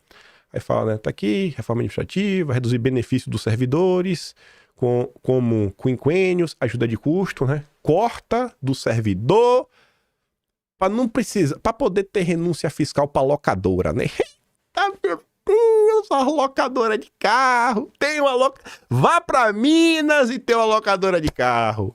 Aí Caiado, cortou 2 bi, né? Aí você vai olhar em gastos não essenciais, despesas como diárias, passagens, eventos, serviços terceirizados, mas nada de ir para cima de bilionário, nada de ir para cima dos poderosos, né? Redução de contrato, né? Não toca nas renúncias fiscais. Não mexe no dinheiro da elite. Aí tá lá o Tarcísio, Carlos, eu nem sabia qual é o nome do Ratinho. Descobri agora que é Carlos. Carlos Massa Ratinho Júnior. É dado leite, tá lá, né? O que cada um fez. Ficou até duplicado. Esse aqui, era pra vir só esse aqui com a conclusão, né? As ações dos governadores mencionados indicam uma tendência de cortes em áreas que afetam diretamente os mais vulneráveis, como programas sociais, servidores públicos, enquanto os grandes beneficiários de incentivos fiscais frequentemente permanecem intocados. Isso levanta questões sobre a real disposição desses governadores em enfrentar os interesses do grande empresariado e promover uma distribuição mais equitativa dos recursos públicos. Aí, como o Mitraldi falou, né, que quem quer reduzir o tamanho de Estado e tudo mais não tem espaço no governo Bolsonaro, eu fui perguntar, né, pra ver se o ChatGPT ia me deixar, pra ver se o Jair ia me deixar na mão. Aí eu fiquei até com medo, né? Eu falei, ô GPT, ou seja, né, nenhum deles fez nada contra os poderosos e grupos que possuem forte lobby, né? Algum deles tomou medidas que cortaram o benefício dos banqueiros. Nem lembrei disso. Ainda teve essa pergunta. A próxima que é a do Jair, né? Tá ali. E Bolsonaro? Calma. Aí ele fala assim, né? Exatamente, rapaz. Todos esses governadores que são pré-candidatos, Zé Macaé, Tarcísio, Ratinho e Eduardo Leite, implementaram cortes em programas sociais, despesas de custeio do governo e direitos de servidores públicos. Não há registro de medidas significativas que tenham atingido grandes grupos empresariais ou bancos, benefícios fiscais e incentivos a grandes empresas e setores com forte lobby praticamente continuaram intactos. Nenhum deles foi para cima dos poderosos de forma concreta. E aí eu perguntei, e Bolsonaro, velho? Esse conseguiu incomodar um pouco a elite brasileira, né? Diz que sim. Diz que sim, GPT. Diz que eu tô certo em defender esse homem. Sim. Ah, tá. É sim, né? Nesse ponto, Bolsonaro teve um perfil um pouco diferente. E aí citou exatamente a PEC, né? A 109. Buscava controlar os benefícios fiscais e gastos tributários. Se implementada plenamente, poderia reduzir privilégios concedidos a grandes empresas, setores específicos e grupos com lobby forte. Durante seu governo, houve tentativas de limitar certos incentivos concedidos a setores privados. Tentou, mas a implementação foi parcial e limitada pela resistência política. Então, assim, não foi por falta de vontade. O louco do Bolsonaro, o maluco do Bolsonaro, foi lá brigar. Brigou. Avançou. Não muito, mas avançou. Encontrou resistência política. Mas agora o Zema vai salvar o país.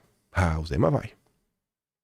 Impacto real. Apesar de propor medidas que poderiam afetar a elite, o alcance foi restrito. Grandes grupos empresariais conseguiram manter boa parte dos benefícios fiscais via lobby e negociações. No entanto, o uso de Bolsonaro e a assinatura de leis como a PEC 109 geraram algum desconforto na elite econômica e política porque indicavam a intenção de impor limites mais rígidos às renúncias fiscais. Comparação com governadores democráticos. Enquanto os governadores pré-candidatos ao Planalto cortaram principalmente programas sociais e salários públicos, Bolsonaro tentou, mesmo que parcialmente, mexer em privilégios do grande empresariado. Ou seja, em termos de confrontar interesses poderosos, Bolsonaro foi mais ousado. E em vez de cortar do pobre, Bolsonaro foi 600 conto aí do auxílio. Fez o possível e impossível para baratear a gasolina. E olha isso aqui. Eita! O Novo apagou esse tweet, viu? O Novo apagou esse tweet, mas o print é eterno. E eu achei esse print na postagem do Mitraldi, que ele tá reclamando de Bolsonaro, que falou que não ia descumprir, que é descumprir a ação do Supremo. Olha lá, ó. O subsídio anunciado por Bolsonaro para baixar o preço dos combustíveis é uma populista eleitoreira. O subsídio de Bolsonaro é pro povo. É no preço da gasolina. É pro povo. É eleitoreira mesmo. É pro povo. É pro povo. Não é pra locadora de carro. É pro povo. É o povo que compra a gasolina. Receba. Esse é o Partido Novo. As coisas não mudam em 2 anos. Eduardo Ribeiro já era presidente aqui, já tinha pedido impeachment de Bolsonaro. Não caiam na mentira que foi no tempo do Amoedo. Eduardo Ribeiro pediu impeachment de Bolsonaro. É quem comanda o Partido Novo. Até quando vocês vão aceitar que os jornais da direita que vestiram a coleirinha, que eu nem sei mais se é do Deltan, talvez seja do Lema, colocaram que enganam, mentem, omitem informações. A gente não chegou até aqui olhando as coisas de frente, batendo de frente sem vergonha? Vocês mexeram no Jair, irmão. Aí eu fico louco. Pode chamar o que for, pode me xingar, pode falar que eu passo pano, pode me chamar de idólatra. Vocês foram mexer com o Jair. Aí vai dar ruim. Mas tá ali, né? Divide a conta entre todos, inclusive quem não usa carro. Mas então, velho, quem não usa carro às vezes está comprando produtos que no Brasil A maior parte do frete é o quê? É rodoviário, é via caminhão, carro. Então barateia pra todo mundo. Sem corte de gastos, esse dinheiro sairá dos impostos que você paga. Que mano é dinheiro de imposto? O cara tá pagando a mesma quantidade de imposto? Zé Bocó. Não existe combustível grátis. Tá vendo aí, né? Bolsonaro fez milagre, irmão. Bolsonaro lutou contra todos. Bolsonaro teve que lutar contra a União da Direita pra tu pagar menos na gasolina. Tu lembra do Zema nessa época? O Zema aí, Brasil primeiro, que copiou lá até o slogan do Trump. Cadê o Zema nessa época? Pra nos apoiar aí pra baratear a gasolina. Mas vamos voltar a falar do Thiago Mitraldi. Eu não queria ser conspiracionista, mas a coisa vai crescendo, né? Eu fui lá pesquisar, eu achei isso daqui, né? Sabe aquela certeza que você fala assim, rapaz, esse maluco aí deve ser, velho. Você é amigo do Lema? Esse maluco aí deve ser globalista, velho. Dito certo. Olha lá no Wilson Center. Inclusive no Brasil Institute, que a gente comentou nos vídeos na última semana, né? Denúncias aí há muito tempo, inclusive parceria, né? Com financiamento internacional de pessoas que vocês adoram, tipo Soros, a CIA, Nédio, Seide. Entrevista com Mitraldi, deputado federal e líder do Renova BR, mas não só do Renova. Descobriu informação nova sobre ele. Antes de entrar pra política, esse lindo rapaz, pintado pela imprensa como coordenador da campanha do Zema, ele era diretor executivo da Fundação Estudar. E graças a Deus deixaram esse link. Cliquei no link, fui lá, e o que eu quero saber da Estudar? O que é que eles defendem? Não. Eu cliquei logo na parte de dinheiro. Quem é que mete dinheiro nessa fundaçãozinha? Quem? E, obviamente, se ele entrou na política em 2018, eu tinha que olhar de 2018 para trás. Então, vamos começar a partir de 2018. Até a gente encontrar o Thiaguinho. Ah, mas antes, né? Wilson Center, só para mostrar isso aqui, né? Eu nunca vi Eduardo Bolsonaro ser entrevistado pelo Wilson Center. O que eu vi foi o Wilson Center tentando derrubar o governo Bolsonaro, né? Dando um golpe de Estado. Mas vamos lá. Fundação Estudar. Quem te financia? Aí achei, né? Ó, eu adoro esse logo. Esse logo aqui é muito bonito. Fundação Lehman. E esse aqui? Ambev, que também é do Lema, né? Aí tem, né? Alpargatas, que até apareceu na imprensa por agora, né? Alpargatas, não sei. Raizinho do Aumento. Itaú. Santander. Benchimol. Aí, 2017. De novo, né? Aí tá lá Stone, Ambev, Lehman, Itaú, Benchimol de novo. Mas bom mesmo é esse aqui, né? Esse é o de 2016. Esse é o de 2016. Eu comecei do fim pro começo, porque eu sabia sempre estar no final a pressão de preços. Aí, olha o que eu achei aqui, né? Mantenedores. Não é qualquer tipo de doação. Porque você vê aqui, né? Tem doadores pessoas jurídicas, né? E tem os mantenedores. É quem mantém a chama desse lindo projeto aceso, né? Aí tá o Dedé. Se o Dedé... Eu já gostei. Já falei, eu quero que o Dedé abra, né, uma filial do BTG aqui em Brisbane, me contrate, posso ser o faxineiro, vou ser muito... É o meu sonho de vida. Eu quero trabalhar pro Dedé. Faça isso chegando no Dedé. Eu quero trabalhar pro Dedé. E vai ser minha realização. Pra Bolsonaro eu não trabalho não, mas pro Dedé eu trabalho. Quero ser faxineiro do Dedé. Mas enfim, Ambev também, né? Do Lema, né? Todo mundo mais. Aí eu fui passando, né? Aí o que eu achei, né? Eu não fui olhar isso nos outros. Eu fui olhar, né? Tem um presidente, tem um conselho, né? O presidente troca. Em determinado momento aí o Thiago Mitraldi foi presidente em determinado momento, né? Como tá ali na Wilson Center. Só que você tem o conselho vitalício. Esses aí jamais serão trocados. Quem? Sucupira, Lema e o Teles. A trinca da Americanas. 3G Capital. Rapaz! Que coisa é essa, rapaz? Americanas. Então, assim, esse grupo é do Lema no final do dia. E quem tá aqui, né? O Thiago Mitraldi. Salve, Thiago Mitraldi.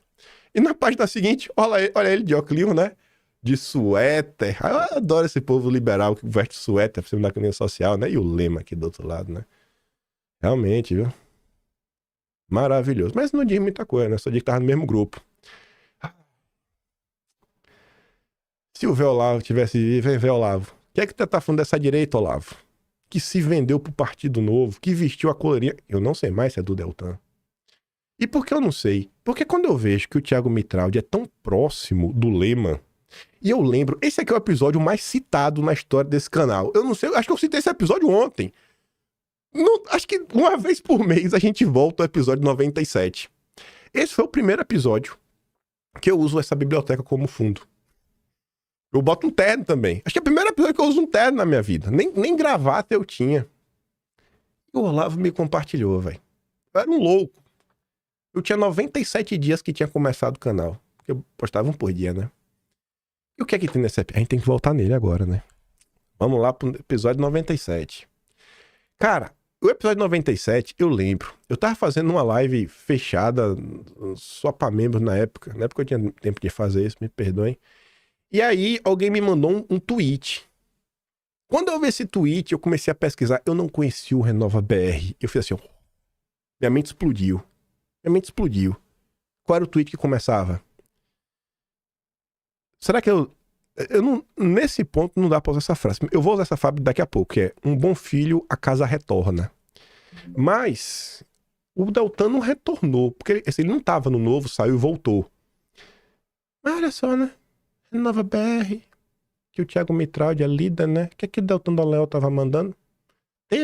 Todos queremos candidatos e equipes preparadas para fazer leis e administrar o país. O curso do Renova BR hoje é referência na preparação de futuros candidatos. Então tá, né? Se você colocar na internet, vê se eu vou te fazer perder tempo. Eu mesmo coloco aqui, rapaz. Ó. Bancada Lema. Eu vou lá te fazer perder tempo. Aqui, ó. Bancada Lema. Vou botar aqui o primeiro link logo, ó. Quem são os membros da Bancada Lema? Que também é a bancada do Renova BR, né? Obviamente que a Tabata tá no meio.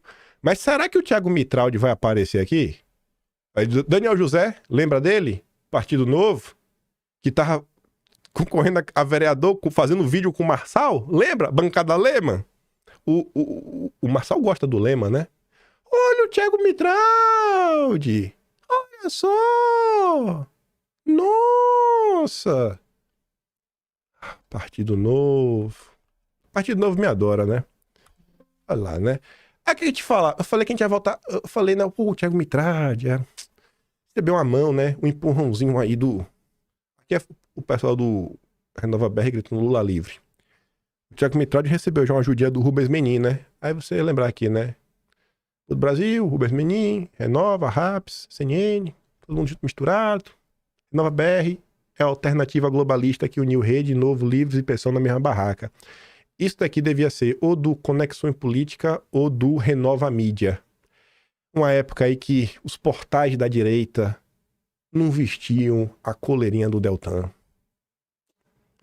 Ai, o Jordi dizia: Jorge Paulo Lema, figura por trás de movimentos como Todos pela Educação, Renova, prevê Tabata como suas bolsistas e seus movimentos de renovação a serem aptas a assumir a presidência um dia. Soros brasileiro nas suas marionetes. Aí falava, ó, Lema, Tabata, né? Aí mostrava que a Fundação Lema também é parceira do RAPS, o Thiago Mitraldi também é do RAPS. A gente voltou esse vídeo por causa do Paulo Artung, né? Que ele aparecia aqui como líder do Renova BR, articulava por Luciano Huck junto com o Randolph. Aí falávamos do Mufarege, que é o cara aí meio que por trás do Renova BR.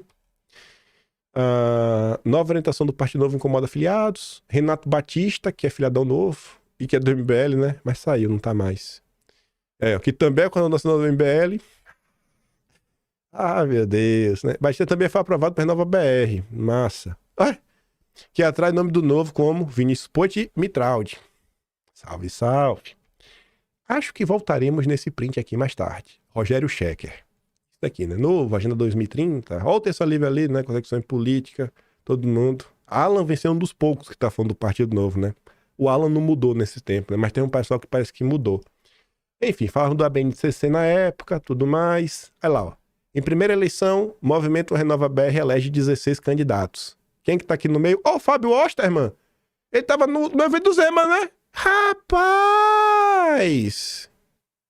Ó, o Thiago Mitraldi. O Lucas Gonzalez. É do Novo, né? Tava no evento do Zema? Eu estou na dúvida. Tem que olhar no site. Ó, o Luiz Lima, do Renova BR. Tá no Novo, né? Ó, o Rock, professor Rock, era do Novo, né? Odeia Bolsonaro. Ai. Ó, o Ganime tava no evento. O Paulo Ganime tava no evento do Zema. Toda a tropa do Renova BR, irmão. Rapaz, que viagem, viu? Aí tá aqui, né? Raps e Renova, Thiago Mitraldi. O Vinícius Poit coloca, é Raps, Lema e Renova, né? Enfim, né? Mas tudo bem. Aí a gente falava do professor Rock. Aí eu mostrava que toda essa turma tava no curso lá do Ano Moura, né? Aí fala do Fábio Osterman. Para aí, eu não vou perder muito tempo dele. Se tu quiser, tu pai, dá uma lida. Aí falava da Marvada. Aí tava lá, né? Vinícius Poit. É preciso tirar o conservadorismo da conversa sobre cannabis. Ele e o meu amigo Thiago Mitraldi apresentamos o novo na comissão especial sobre a liberação da cannabis para fins medicinais. É pauta do governo Zema? Vai liberar Zema. Zema, não faça isso, Zema. Aí tá ali, né? Várias postagens da época. Pra você ver, né?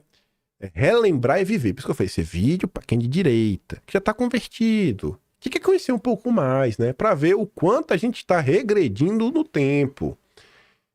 O quanto estamos regredindo no tempo. Aí olha esse texto dele da época. Um radicalismo que vale a pena. Radical defesa do diálogo. Aí ele falava aqui, ó. Sou um deputado representante de um partido liberal, independente, crítico ao desastre econômico e aos atos criminosos e antidemocráticos dos anos do PT, mas também crítico às pataquadas e ao viés autoritário de Bolsonaro. Por isso que ele é atacado pelos dois lados. Ele é isentão. Aí falamos que era do Livres, né? O Livres era um movimento que estava dentro do PSL, que saiu do PSL quando Bolsonaro chegou. Bolsonaro chegou e a turma do Livres saiu. E você vê aquela notícia, né? Que ele mandou, o Mitraldi tá procurando a galera para rodar o Zema do grupo do Livres. Aí eu relembrava, né? Eduardo Cassado. Ó o Paulo Gontijo. Eu sou Livres, né? Vai representar o Eduardo na Câmara, que era a cassação do mandato dele. Bom demais. Ai, meu Deus do céu. Olha na Landau. Ó Landau. A Nata. Landau. Malan. Pérsia Arida. Edmar Baixa. Andelara Rezende. Gustavo Franco. Quem mais que eu esqueci? Márcio da Nóbrega. Marcos Riboa, Samuel Pessoa. A nata do tucanato. Os neoliberais brasileiros. Esse negócio de ficar atacando Livres para esconder o bolsonarismo tá feio. A gente é liberal, pode ser bolso, mas apoiar quem defende torturador, ditadura e voto das 5 não é exatamente um liberal, tá ok? Vamos defender ideias e não governo, tá bom. Aí tava lá, né? Mais ataques. Bancada Lema. Os políticos apasos pelo segundo mais rico do Brasil. Deixa eu ver o que mais falava aqui, né? Financiadas, grande empresário, Nizanguanais. Doou pra Tabata. A Billy Diniz doou pro Mitraldi. Billy Diniz, né? Parente aí do Felipe Dávila. Que legal, viu? Que legal. Mas vamos lá. Vamos voltar. Ó o Renova BR. Ó o Zema, rapaz. Ó o Zema. Ó o FHC. Ó o Luciano Huck. Ó o Renova que o Deltão gosta. E aí? É Deltão Dallagnol que colocou a coleirinha na galera da direita ou foi o Lema que colocou através de Deltão Dallagnol? E eu pergunto isso por quê, ó. Isso eu deixei pra fazer ao vivo. Olha só, a gente tem que vir aqui no perfil oficial do Deltão Dallagnol no Twitter, porque o Deltão é um grande combatedor da corrupção. Você sabe, né? Ninguém luta mais contra a corrupção do que Deltão Dallagnol. Ele é a lenda humana. Cadê? Deltão. Eu nem sigo essa porcaria, nem aparece pra mim. Você vê Deltão inteiro pra aparecer. Graças a Deus que tirou da minha timeline. Chega aqui, ó. Buscar só postagens do Deltão. Ó, Lehman. O maior escândalo financeiro do país. Bilhões. Eita, não tem um comentário do Deltão sobre o Lehman. Não, ele deve ter falado das americanas, né? Então botar assim, americano.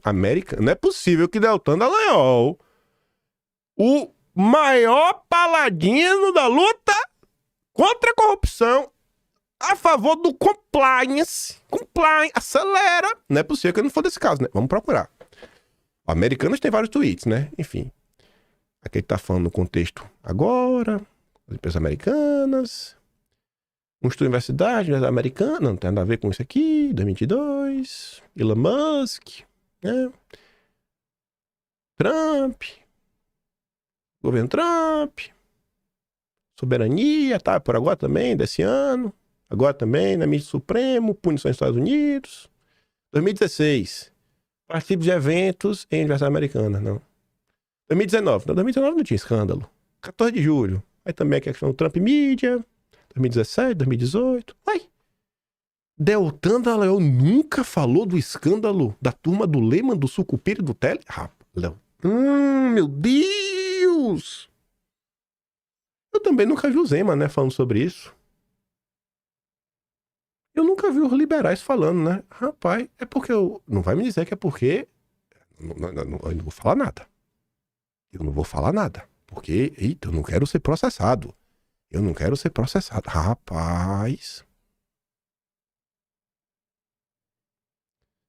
Esse vídeo não existiria se vocês não estivessem maltratando o Bolsonaro, né? Vocês sabem disso. Vocês têm que ligar pro Moro e perguntar assim, Moro, tu conhece aquele oreudo, o trombadinha do dossiê? Vale a pena incomodar aquele menino? Vale a pena a gente ser safado com o Bolsonaro? Esse menino é chato mesmo. Rapaz, você não sabe como eu consigo ser chato. Esse episódio 97 foi a vez que eu comecei a achar, não tinha certeza, eu comecei a pensar assim, rapaz, acho que o Carlos Bolsonaro me assiste. Porque ele começou a me seguir. E eu tinha acabado de postar o vídeo no dia 16 e o Carlos fez aquele comentário que eu falei, cara, isso aqui é que eu tava comentando em vídeo, velho. Esse maluco deve estar me vendo. Aí o que o Carlos Bolsonaro falava, né? Novo, igual a Livres, igual a MBL, igual a Renova BR, que é igual a Luciano Huck, por aí vai. Tirem as suas conclusões. É quem aparecia para rebater o Carlos e o Carlos respondeu. Um homem chamado Rogério Schecker, que eu acho que a gente falou que ia voltar no print dele, né? São movimentos muito diferentes. Em comum, sem Huck, que não é movimento, lutam para mudar a política podre do Brasil, aquela movida por reeleição, que sanciona fundão, nomeia parentes e amigos e faz conchavo entre os poderes para proteger os seus, pois tem o que temer, tem um rabo preso, tirem suas conclusões. Eita! O Rogério Schecker veio defender a turma do Lehman, do Novo, do Livres, do Renova BR. Quem é Rogério Schecker? Aí o Carlos coloca, né? Se tinham dúvida de algum movimento, eis a resposta por eles mesmos. Quem é Rogério Schecker? Cofundador do Vem Pra Rua. Foi candidato ao governo de São Paulo pelo Partido Novo. Então ele está defendendo em causa própria. Rogério Schecker está defendendo seus próprios amigos. Entendi. Pois bem, temos que falar do Rogério Schecker, mas temos que voltar alguns dias no tempo, antes de falar do print. Quando teve aí a prisão de Bolsonaro, que ele segue preso, segue sendo torturado, está doente, até a Transparência Internacional achou preocupante. E aqui me tocou. Eu fiquei de cara que Leandro Ruschel, nosso grande churrasqueiro de carnes queimadas, falou que a Transparência Internacional é um aparelho globalista mantido por tipos como Jorge Soros. Sim, financia. Se for lá no site, você vai ver. Soros, Fundação Ford, financiou a Transparência Internacional. Eu falei, nossa, o Leandro Ruschel está falando dos vínculos do Soros com a ONG dos amigos do Deltan. Será que ele esqueceu disso? Aí, gente, veja só isso daqui. Não para falar do Deltan, mas para falar do Rogério Schecker. Temos que falar do Rogério Schecker. Mas temos que voltar para Vaza Jato. Por quê? Bom, Deltan e Transparência Internacional queriam influenciadores de esquerda. A gente já falou muito disso. Mas quando você pega a matéria completa, o Rogério Schecker aparece. Deltinha e Bruno Brandão, diretor da TI, queriam conquistar influenciadores de esquerda para impulsionar os projetos da Lava Jato. O plano foi relatado a Deltan por Bruno Brandão em 8 de fevereiro de 2018. Em seguida, Bruno Brandão diz que quem pretende influenciar? Aí ele mandou essa mensagem pro Deltan, ó. Se ganharmos a CNBB, Esquerda Religiosa, o Pedro Abramovay, que financia quase todas as ONGs do campo progressista, sim, é o Open Society, né? Pedro Abramovay é o cara do Soros. Até hoje, não mudou nada. Realmente é verdade, o Soros financia todo mundo.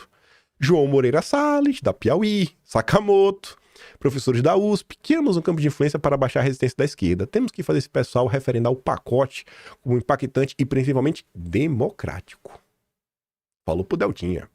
Deltan responde afirmando que pode fazer propaganda dos pacotes ao final de palestras e que o Ministério Público o autoriza a tirar férias para participar de eventos como esses. Aspas.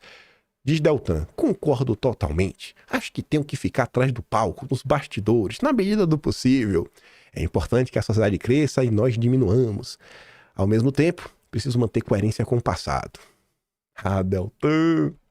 Aí essa matéria falava assim, né? Caros, falei com o Rogério Schecker, do Vem Pra Rua. Schecker é um cara bem empoderado, ou ao menos assim pareceu nas vezes que eu falei com ele. Ele tem 2 iniciativas. Lista negra, nomes politicamente corretos, tchau queridos, de políticos em quem não votar. Vão usar instrumentos de mídias sociais para fazer divulgação geolocalizada. Rapaz, isso aqui é gabinete do ódio, viu, Deltan? Rapaz, pagar, usar ferramenta para chegar na pessoa certa a mensagem para não... Isso aqui é gabinete do ódio. 2. Uma frente por renovação sem protagonista que aglutinará entidades da sociedade civil que concordam com a agenda liberal, meu. Acelera! De promoção do mercado anticorrupção. Acelera! Virgem Maria! Estão desenvolvendo a agenda e juntarão uma série de entidades que apoiarão candidatos com condições de se eleger e que se comprometam com a agenda. A turma do Renova BR, do Livres, do Raps, do Lema, do Novo, do Hulk. Meu Deus. É lembrar e viver, né? Mas vamos continuar. Aí a gente volta no print, né? Você vê que tá essa frente aqui, eu peguei de lá. Partido Novo lança Rogério Schecker como candidato ao governo de São Paulo. Aí tá lá, né? Algo de ser feito no caso da Damares.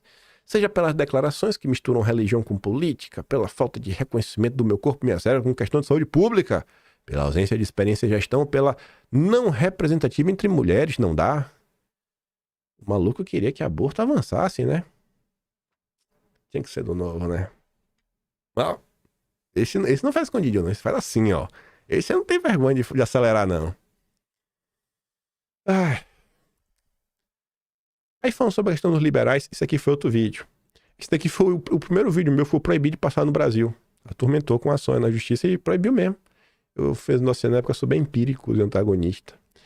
E aí, uma das coisas que falava é o seguinte, né? Já falei do Rogério Schecker no Twitter, ele é cofundador do Vem Pra Rua e agora ele trabalha para Empíricos, sócio do antagonista, está tudo tão na cara. Aqui está o link, como será o 2020 da Empíricos. Você tá ali, né? 2020, mano da sua vida, produzido por Rogério Schecker. Antagonista? O portal oficial da Lava Jato, do Deltan. Acelera, hein, tio? Mas vamos voltar.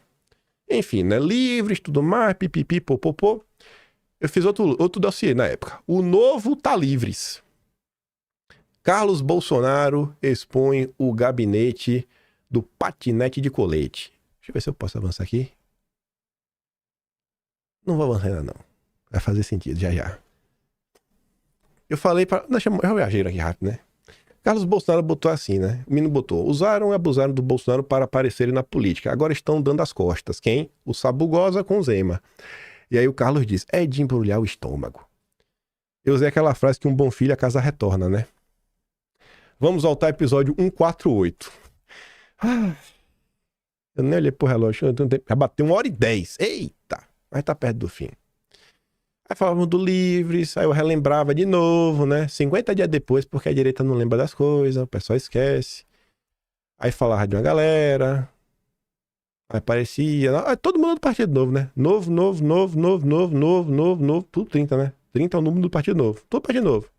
Novo. Ó, o Thiago Mitral de novo. Tudo Partido Novo também. Novo. Aí eu mostrei... Deixa eu ver câmaras municipais... Parece que... Tô na dúvida agora.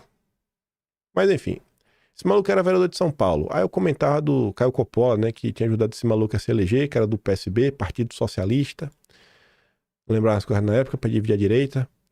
Eu mostrava, né? O nome do Caio Coppola não é Coppola, não sei se vocês sabem. O nome oficial do Caio Coppola é Caio de Arruda Miranda. Aí eu mostrava que o Caio Coppola tinha dado uma boletadinha nas eleições, não só nesse menino, mas ele também fez a campanha do Poit e do Daniel José, que é da bancada Lema. Aí mostrava que o vereador que o Caio Coppola elegeu foi o cara que colocou São Paulo na Agenda 2030 da ONU. Parabéns, Coppola. Pai, né? Quem pariu, Matheus, que balance. Você ajudou a eleger o cara que colocou a cidade de São Paulo na Agenda 2030 da ONU. É o grande feito de sua vida, irmão. Aí falamos de Rogério Schecker, aí lembramos das coisinhas cá, pipipi, aí na Landau, né? Que é do Livres. Defendo que o liberalismo é uma doutrina que vai ao encontro da transgeneridade, tá? Beleza. Aí o Renato Batista, que era do Livres, que na época era o chefe de gabinete, basicamente, do Mamãe Falei. Ai. Aí tá o Leo Holiday. Aí. 148. Um bom filho, a casa retorna. Olha essa foto. Renato Batista do MBL. Marcelo Castro. Procura mais sobre cidadão. Eu te dou até uma dica no que procurar. Deixa eu abrir aqui, né? Deixa eu ver se eu acho fácil aqui na internet.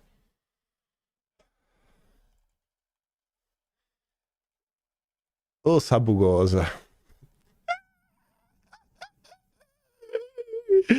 Ah, meu Deus, sabugosa. Querem saber quem é Marcelo Castro? Esse aqui, ó. Ó, calma. O candidato a vereador de São Paulo, Marcelo Castro, do Partido Novo. Tráfico nem devia ser crime. Diz candidato a vereador sobre André do Rap. Lembra do André do Rap? Lembra do André do Rap? É esse aqui, viu? Marcelo Castro, que falou isso. Ó o Enio, né? Rock, Vinícius Poit, Ricardo Melão. Ó o Sabará, rapaz. O articulador do Marçal e o Sabugosa, né? O Ricardo Salles. Um bom filho, a casa retorna. Um bom filho, a casa retorna, hein, Carlos? Qual o posicionamento do Novo sobre aborto, drogas e outros temas? Entendendo que discussões relevantes, como essa legalização da fumaça, não devem constar na agenda do Novo neste momento. São questões com importantes aspectos éticos e culturais que devem ser discutidas pela sociedade enquanto atuamos em outras prioridades para o país. Aí na época, né? Entre direita e esquerda existem os liberais, que trabalham de forma inteligente para construir um país que vai para frente. É liberal, O Fabará é o cara da ração humana, né? Amigo do Coppola. Na época tem uma galera que me encheu o saco. Aí eu terminar o vídeo, né? Novo, livre do MBL, renova, Luciano Huck, por aí vai. Tinha suas conclusões. E ó, pra vocês aqui do Novo, ó. Foda-se, todos. Lembra desse dia, né? 15 de março. Tem que passar 5 anos pra repetir a mesma coisa 5 anos depois, velho. 5 anos, estamos repetindo 2.000 dias depois. Mais de 2.000 dias depois. Porque a direita, aí depois o povo da direita quer apontar pro petista e fala: vocês não vê quem é o Lula, vocês não aprendem. E vocês aprendem? E vocês aprendem? Olha lá. Um bom filho, a casa retorna. E tá com uma peitolinha, viu? Nossa senhora, a peitolinha do Salles, viu? O Lema também tem uma peitolinha, né? Eu não tenho, não. Tô bonitinho. E só pra também bater mais gente, né? Já que estamos aqui. Roadshow da direita, por 2026, governadores atuam juntos nos bastidores e percorrem eventos do agro e de bancos. Né? De banco, com certeza. Nessas conversas privadas, uma coisa que vem pautando o debate é o quê? Pesquisas encomendadas pelo Ciro Nogueira. Pesquisas com quem? Murilo Hidalgo da Paraná Pesquisas. Há quanto tempo tá falando Murilo Hidalgo da Lima? Murilo Hidalgo da Lima. Murilo Hidalgo da Lima. É toda essa turma aí, velho. É toda essa turma aí. Por isso, eu sou Jair Messias. Eu ia xingar você, mas minha cabeça me travou, né? Parei. É Jair ou já era, sabe? É Jair ou já era. É Jair ou já era. E até bom, eu sou oposição a todos os governadores democráticos. Não anularei meu voto, não farei campanha pregando voto no segundo turno. No primeiro turno, o povo faz o que quiser. No segundo turno, vote contra quem for o Lula. Só pedirei votos para Jair Messias Bolsonaro. Até o Eduardo vai ter que começar a se esforçar. Eu tô no nível que nem o Eduardo, mas eu tô querendo. Jair Messias Bolsonaro. E é isso, sabe? Pronto. Tá bem claro, tá ruim, tá ruim. E eu, assim, né, a gente vai ficar aqui dia sim, dia também. Eu trabalho todos os dias, né? Vocês têm alguém que vai me perseguir, me persegue aí. Mas tem mais um que tá me perseguindo. Eu não tô nem aí. Eu não quero aparecer. Eu não quero ir pros grandes canais. Eu não quero ser contratado por ninguém. Eu tô de boa. Tô aqui, no mesmo lugar. No mesmo lugar. O vídeo, inclusive, ele terminava assim, né? No final, eu sempre botava isso aqui no passado. Você vê que eu tô no mesmo lugar, né? Que eu dizia, nossas pautas, fim da influência do Foro de São Paulo no Brasil, pressionar a base aliada, tornar possível o plebiscito para que Bolsonaro possa governar com o povo. Tentar algum método, né? Hoje eu vejo que isso é muito difícil de acontecer. Milite pelo seu candidato de 2020. Se ainda não tem, procure e lembre de checar o seu passado. Você vê que eu prezo para descobrir o passado das pessoas, né? Bolsonaro 2022, esse vídeo aqui era de março. Março de 2020. Meses antes da eleição. Bolsonaro 2022, quem mandou matar Bolsonaro minimamente na época. Tá aí. Era só, velho, vocês serem minimamente decentes. Defenderem o homem mais perseguido deste país, que nos trouxe até aqui. Mas não, vocês tinham que tripudiar de Bolsonaro. Vocês têm que tripudiar de Bolsonaro. Então, velho, vocês ganharam um inimigo declarado, sabe? Eu sou bolsonarista, não sou direita. Não faço questão de ser. Eu sou bolsonarista, acabou. É isso aí. Chora, range os dentes. Eu sou, e eu não tenho vergonha. Pode me chamar de idólatra. Eu vou voltar aqui, vou mostrar tudo de novo, rebater ponto a ponto que achar necessário. E é isso, né? E tem mais coisa pra gente falar. Só que é uma leve pitada. A gente só pegou de um. Thiago Mitrade. O partido em si, enquanto instituto, né? Instituição, tem uma porrada de coisa pra falar de novo. Ela libera uma porrada de coisa. Vocês apagaram, mas o print é eterno. Então, vamos lá, né? Vocês não vão desistir, eu também não vou. Então teremos aí meses de embate. Porque o projeto de vocês é um projeto pessoal. Não é um projeto de Brasil. Não é um projeto de diminuir o tamanho do Estado. É um projeto aí de campeão nacional, do bem, né? Do lado de vocês. Pelo menos é o histórico de vocês, né? O que apresenta. Quem paga a banda, escolhe a música. Eu fico por aqui. Vou mandar o vídeo da Ana Paula, se você quiser mandar pra alguém lá no Telegram, link tá na descrição. Se gosta do meu trabalhinho, você vai dar um pouco mais, pensamento do canal, tem um Tony Valeu, tem um Patreon na descrição e tem o Atlas, que tem muita coisa do Partido Novo no Atlas, muita coisa. Quando teve o primeiro CIPEC, o Zema aprontou, o Papa aí que Zema se elegeu em 2022, que ele tem... Por que... Não, 2018, como é que o Zema se elegeu em 2018? Qual foi o papel de Bolsonaro nisso? Se precisa, a gente relembra, viu? Não canta de galo. Vejo vocês amanhã. Aquele grande beijo e abraço. Tamo juntos. Valeu, meus amigos. Fui.